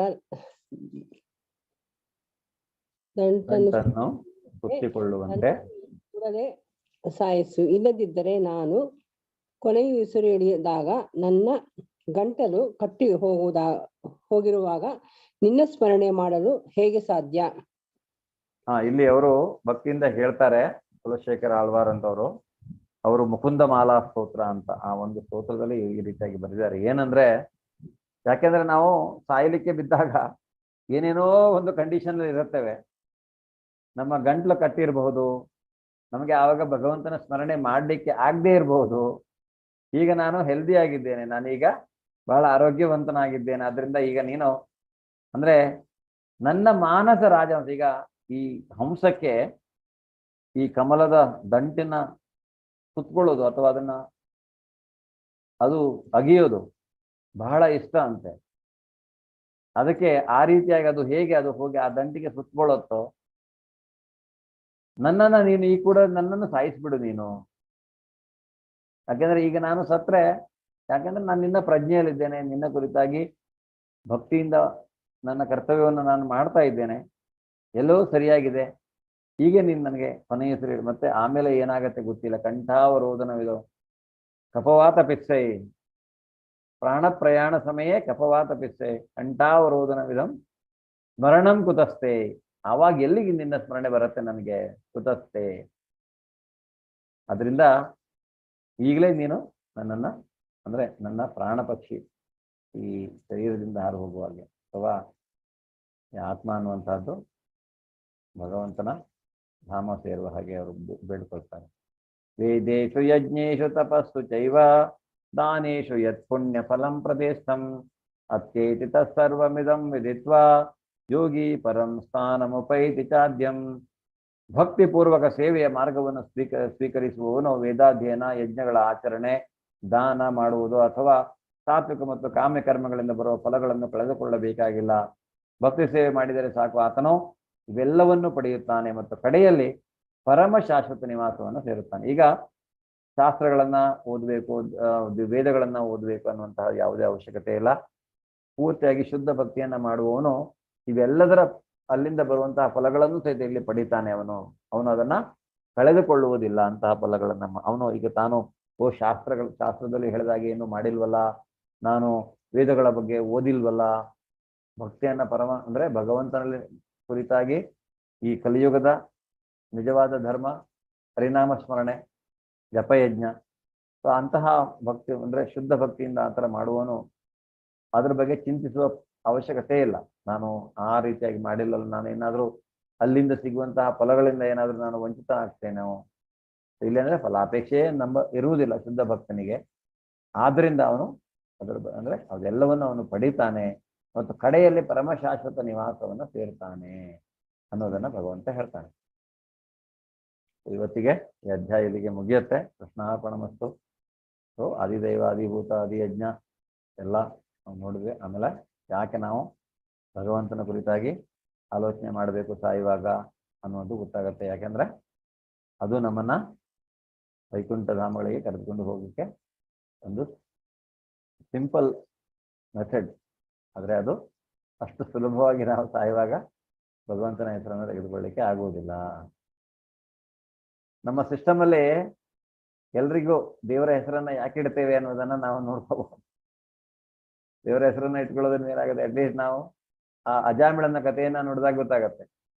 ಅವನು ಒಂದು ಕ್ಷಣ ಸಾಯುವಾಗ ನಾರಾಯಣನ ಹೆಸರು ತೆಗೆದುಕೊಂಡಿದ್ದಕ್ಕೆ ಅವನಿಗೆ ಅಲ್ಲಿ ನರಕಕ್ಕೆ ಅಥವಾ ಬೇರೆ ಲೋಕಗಳಿಗೆ ಹೋಗಿ ಮತ್ತೆ ಅವನು ಮೋಸ್ಟ್ಲಿ ಪ್ರಾಣಿ ವರ್ಗಗಳಲ್ಲಿ ಹುಟ್ಟುವನಿದ್ನೋ ಏನೋ, ಆದರೆ ಆ ಕ್ಷಣದಲ್ಲಿ ಅವನು ಗೊತ್ತಿದ್ದೋ ಗೊತ್ತಿಲ್ಲದೆಯೋ ಅದು ನೋಡಿ ಅದೆಲ್ಲ ಭಗವಂತನ ವ್ಯವಸ್ಥೆ.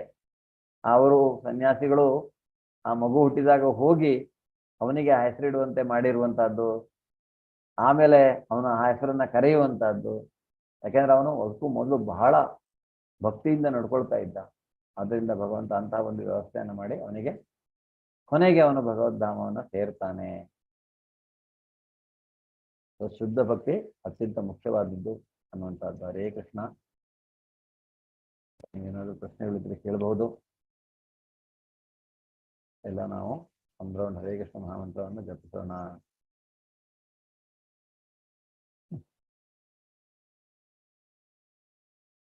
ಹರೇ ಕೃಷ್ಣ. ಜಯ ಶ್ರೀ ಕೃಷ್ಣ ಚೈತನ್ಯ ಪ್ರಭೋ ನಿತ್ಯಾನಂದ ಶ್ರೀ ಅದ್ವೈತ ಗದಾಧರ ಶ್ರೀವಾಸಾದಿ ಗೌರ ಭಕ್ತವೃಂದ. ಈ ಹರೇ ಕೃಷ್ಣ ಮಹಾಮಂತ್ರವನ್ನ ಗೊತ್ತಿರೋರಿಗೆ ಓಕೆ, ಗೊತ್ತಿಲ್ಲದೆ ಇರೋರಿಗೆ ಇಲ್ಲಿ ಒಂದು ಮಣಿ ಇರುತ್ತೆ, ಸೆಂಟರ್ ಮಣಿ, ಕೃಷ್ಣ ಮಣಿ. ಅದನ್ನು ನಾವು ಕೌಂಟಿಗೆ ತೆಗೆದುಕೊಳ್ಳುವುದಿಲ್ಲ, ಅದು 109ನೇ ಮಣಿ. ಆದರೆ ಅಲ್ಲಿ ಅದನ್ನ ಹಿಡಿದು ಪಂಚತತ್ವ ಮಂತ್ರವನ್ನ ಹೇಳಬೇಕು. ಜಯ ಜಯ ಶ್ರೀಕೃಷ್ಣ ಚೈತನ್ಯ ಪ್ರಭು ನಿತ್ಯಾನಂದ ಶ್ರೀ ಅದ್ವೈತ ಗದಾಧರ ಶ್ರೀವಾಸಾದಿ ಗೌರ ಭಕ್ತವೃಂದ. ಸೊ ಇವರೆಲ್ಲ ಪಂಚತತ್ವಗಳನ್ನ ಪ್ರತಿನಿಧಿಸುವಂಥವರು. ಚೈತನ್ಯ ಮಹಾಪ್ರಭುಗಳಿಂದ ಹಿಡಿದು ಅವರ ಭಕ್ತವೃಂದ. ಸೊ ಆಮೇಲೆ ಹೀಗೆ ನಾವು ಈ ಬೆರಳನ್ನ ನಾರ್ಮಲಿ ಉಪಯೋಗಿಸೋದಿಲ್ಲ, ಉಪಯೋಗಿಸಬಾರ್ದು. ತೋರ್ ಬೆರಳು, ಇಂಡೆಕ್ಸ್ ಫಿಂಗರ್ ಅಂತ ಹೇಳ್ತೇವೆ. ಬಟ್ ಈ ಥಂಬಲ್ಲಿ ನಾವು ನಮ್ಮ ಕಡೆ ಎಳ್ಕೊಳ್ತಾ ಹೋಗೋದು. ಹೀಗೆ ಒಂದೊಂದೇ ಹೇಳಿದಾಗ ಹರೇ ಕೃಷ್ಣ ಅಂತ, ಹರೇ ಕೃಷ್ಣ ಕೃಷ್ಣ ಕೃಷ್ಣ ಹರೇ ಹರೇ ರಾಮ ರಾಮ ರಾಮ ಹರೇ ಹರೇ ಈ ಥರ ನಮ್ಮ ಕಡೆ ಒಂದೊಂದೇ ಹೇಳ್ಕೊಂಡು ಒಂದು ಸುತ್ತು ಬರುವಂಥದ್ದು. ಒಂದು ಸುತ್ತು ಬಂದ ಮೇಲೆ ಸಪೋಸ್ ಈಗ ಇಲ್ಲೇ ಬರುತ್ತೆ ಅದು, ಮತ್ತೆ ತಿರುಗಿ ಕ್ರಾಸ್ ಮಾಡೋಂಗಿಲ್ಲ, ತಿರುಗಿ ಮತ್ತೆ ಸ್ಟಾರ್ಟ್ ಮಾಡೋದು ಅಲ್ಲಿಂದ. ಇಲ್ಲಿ ಮಂತ್ರ ಹೇಳ್ಕೊಳ್ಳೋದು ಯಾವುದು? ಪಂಚತತ್ವ ಮಂತ್ರ. ಜೈ ಶ್ರೀಕೃಷ್ಣ ಚೈತನ್ಯ ಪ್ರಭು ನಿತ್ಯಾನಂದ ಶ್ರೀ ಅದ್ವೈತ ಗದಾಧರ ಶ್ರೀವಾಸಾದಿ ಗೌರ ಭಕ್ತವೃಂದ. ಹಾಗೆ ಮತ್ತೆ ಬಂದು ಮತ್ತೆ ಹೀಗೆ ತಿರುಗಿಸ್ಕೊಳ್ಳೋದು. ಕ್ರಾಸ್ ಓವರ್ ಮಾಡಿ ಹೀಗೆ ಒಂದು ಪೂರ್ತಿ ರೊಟೇಟ್ ಮಾಡ್ತಾ ಇರೋದೆಲ್ಲ ತಿರುಗಿಸ್ಬೇಕು, ಮತ್ತೆ ವಾಪಸ್ ಸ್ಟಾರ್ಟ್ ಮಾಡ್ಬೇಕು, ಮತ್ತೆ ಇಲ್ಲಿ ಬರಬೇಕು. ಓಕೆ, ನಾವೆಲ್ಲ ಮಾಡೋಣ ಈಗ. ಜಯ ಶ್ರೀಕೃಷ್ಣ ಚೈತನ್ಯ ಪ್ರಭು ನಿತ್ಯಾನಂದ ಅದ್ವೈತ ಗದಾಧರ ಶ್ರೀವಾಸಾದಿ ಗೌರ ಭಕ್ತವೃಂದ. ಹರೇ ಕೃಷ್ಣ ಹರೇ ಕೃಷ್ಣ ಹರೇ ಹರೇ ರಾಮ ರಾಮ ರಾಮ ಹರೇ ಹರೇ ಕೃಷ್ಣ ಹರೇ ಹರೇ ರಾಮ ರಾಮ ಹರೇ ಹರೇ ಕೃಷ್ಣ ಕೃಷ್ಣ ಕೃಷ್ಣ ಹರೇ ಹರೇ ರಾಮ ರಾಮ ರಾಮ ಹರೇ ಕೃಷ್ಣ ಕೃಷ್ಣ ಹರೇ ಹರೇ ರಾಮ ರಾಮ ರಾಮ ಹರೇ ಹರೇ ಕೃಷ್ಣ ಕೃಷ್ಣ ಹರೇ ಹರೇ ರಾಮ ರಾಮ ರಾಮ ಹರೇ ಹರೇ ಕೃಷ್ಣ ಕೃಷ್ಣ ಹರೇ ಹರೇ ರಾಮ ರಾಮ ರಾಮ ಹರೇ ಕೃಷ್ಣ ಹರೇ ಹರೇ ರಾಮ ರಾಮ ರಾಮ ಹರೇ ಹರೇ ಕೃಷ್ಣ ಕೃಷ್ಣ ಕೃಷ್ಣ ಹರೇ ಹರೇ ರಾಮ ರಾಮ ಹರೇ ಹರೇ ಕೃಷ್ಣ ಕೃಷ್ಣ ಹರೇ ಹರೇ ರಾಮ ರಾಮ ರಾಮ ಹರೇ ಹರೇ ಕೃಷ್ಣ ಕೃಷ್ಣ ಹರೇ ಹರೇ ರಾಮ ರಾಮ ರಾಮ ಹರೇ ಹರೇ ಹರೇ ಕೃಷ್ಣ ಕೃಷ್ಣ ಹರೇ ಹರೇ ರಾಮ ರಾಮ ರಾಮ ಹರೇ ಕೃಷ್ಣ ಕೃಷ್ಣ ಕೃಷ್ಣ ಹರೇ ಹರೇ ರಾಮ ರಾಮ ರಾಮ ಹರೇ ಹರೇ ಕೃಷ್ಣ ಹರೇ ರಾಮ ರಾಮ ರಾಮ ಹರೇ ಹರೇ ಕೃಷ್ಣ ಕೃಷ್ಣ ಹರೇ ಹರೇ ರಾಮ ರಾಮ ರಾಮ ಹರೇ ಹರೇ ಹರೇ ಕೃಷ್ಣ ಕೃಷ್ಣ ಕೃಷ್ಣ ಹರೇ ಹರೇ ರಾಮ ರಾಮ ರಾಮ ಹರೇ ಹರೇ ಕೃಷ್ಣ ಕೃಷ್ಣ ಹರೇ ರಾಮ ರಾಮ ಹರೇ ಹರೇ ಕೃಷ್ಣ ಕೃಷ್ಣ ಹರೇ ಹರೇ ರಾಮ ರಾಮ ಹರೇ ಹರೇ ಕೃಷ್ಣ ಕೃಷ್ಣ ಹರೇ ಹರೇ ರಾಮ ರಾಮ ಹರೇ ರಾಮ ಹರೇ ಹರೇ ಕೃಷ್ಣ ಕೃಷ್ಣ ಕೃಷ್ಣ ಹರೇ ಹರೇ ರಾಮ ರಾಮ ಹರೇ ಹರೇ ಕೃಷ್ಣ ಕೃಷ್ಣ ಕೃಷ್ಣ ಹರೇ ಹರೇ ರಾಮ ರಾಮ ಹರೇ ಹರೇ ಕೃಷ್ಣ ಕೃಷ್ಣ ಹರೇ ಹರೇ ರಾಮ ರಾಮ ಹರೇ ಹರೇ ಕೃಷ್ಣ ಕೃಷ್ಣ ಹರೇ ಹರೇ ರಾಮ ಹರೇ ಹರೇ ಕೃಷ್ಣ ಕೃಷ್ಣ ಹರೇ ರಾಮ ರಾಮ ಹರೇ ಹರೇ ಹರೇ ರಾಮ ರಾಮ ಹರೇ ಹರೇ ಕೃಷ್ಣ ಹರೇ ರಾಮ ಹರೇ ಹರೇ ಕೃಷ್ಣ ಕೃಷ್ಣ ಹರೇ ಹರೇ ರಾಮ ರಾಮ ಹರೇ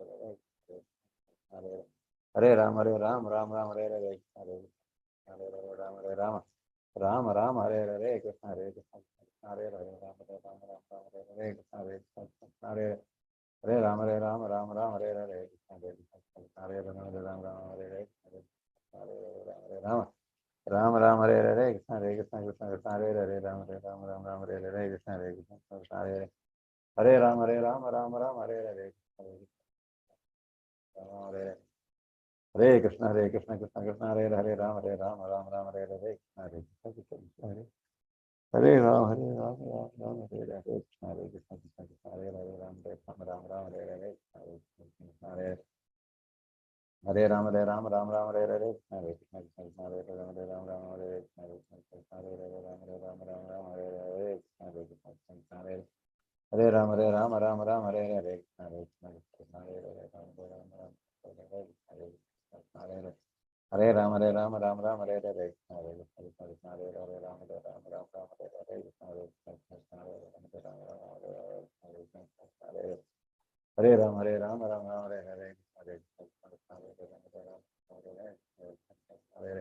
ಕೃಷ್ಣ ಹರೇ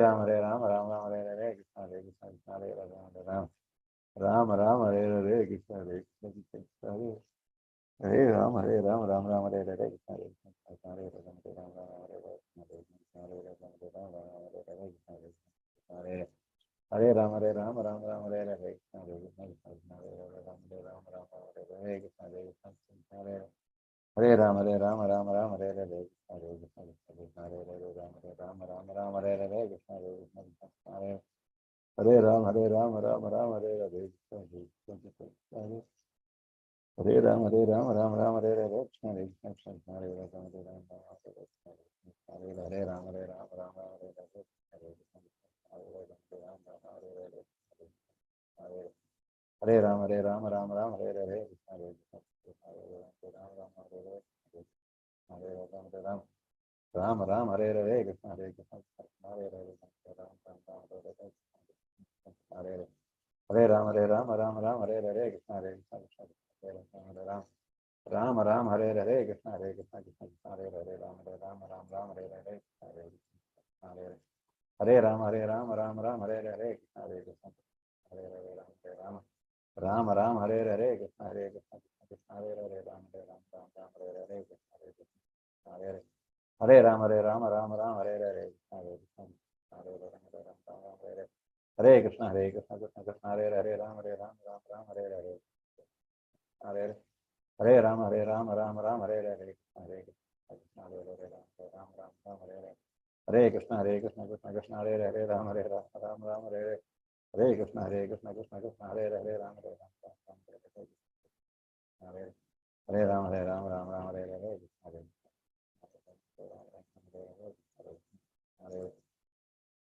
ಹರೇ ರಾಮ ಹರೇ ಹರೇ ಕೃಷ್ಣ ಹರೇ ಕೃಷ್ಣ ಹರೇ ಹರೇ ರಾಮ ಹರೇ ಹರೇ ಕೃಷ್ಣ ಹರೇ ಕೃಷ್ಣ ಹರೇ ಹರೇ ರಾಮ ಹರೇ ಹರೇ ಕೃಷ್ಣ ಹರೇ ಕೃಷ್ಣ ಹರೇ ರಾಮ ಹರೇ ಹರೇ ಕೃಷ್ಣ.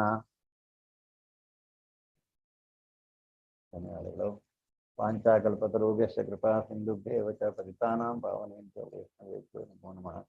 ಭಗವದ್ಗೀತಾ ಗ್ರಂಥರಾಜಿಗೆ ಜಯವಾಗಲಿ, ಶ್ರೀಲಾ ಪ್ರಭುಪಾದರಿಗೆ ಜಯವಾಗಲಿ, ಅನಂತ ಕೋಟಿ ವೈಷ್ಣವ ವೃಂದಕ್ಕೆ ಜಯವಾಗಲಿ, ಎಲ್ಲ ಭಕ್ತರಿಗೂ ಜಯವಾಗಲಿ. ಹರೇ ಕೃಷ್ಣ. ಎಲ್ರಿಗೂ ಧನ್ಯವಾದಗಳು. ಶುಭರಾತ್ರಿ. ಹರೇ ಕೃಷ್ಣ ಪ್ರಭುಜಿ, ಧನ್ಯವಾದ ಪ್ರಭುಜಿ. ಹರೇ ಕೃಷ್ಣ ಪ್ರಭುಜಿ, ಧನ್ಯವಾದಗಳು. ರಾತ್ರಿ ನಾಳೆ ಸೇಮ್ ಟೈಮ್. ಹರೇ ಕೃಷ್ಣ ಪ್ರಭುಜಿ, ಧನ್ಯವಾದಗಳು. ಹರೇ ಕೃಷ್ಣ ಪ್ರಭುಜಿ, ಧನ್ಯವಾದಗಳು.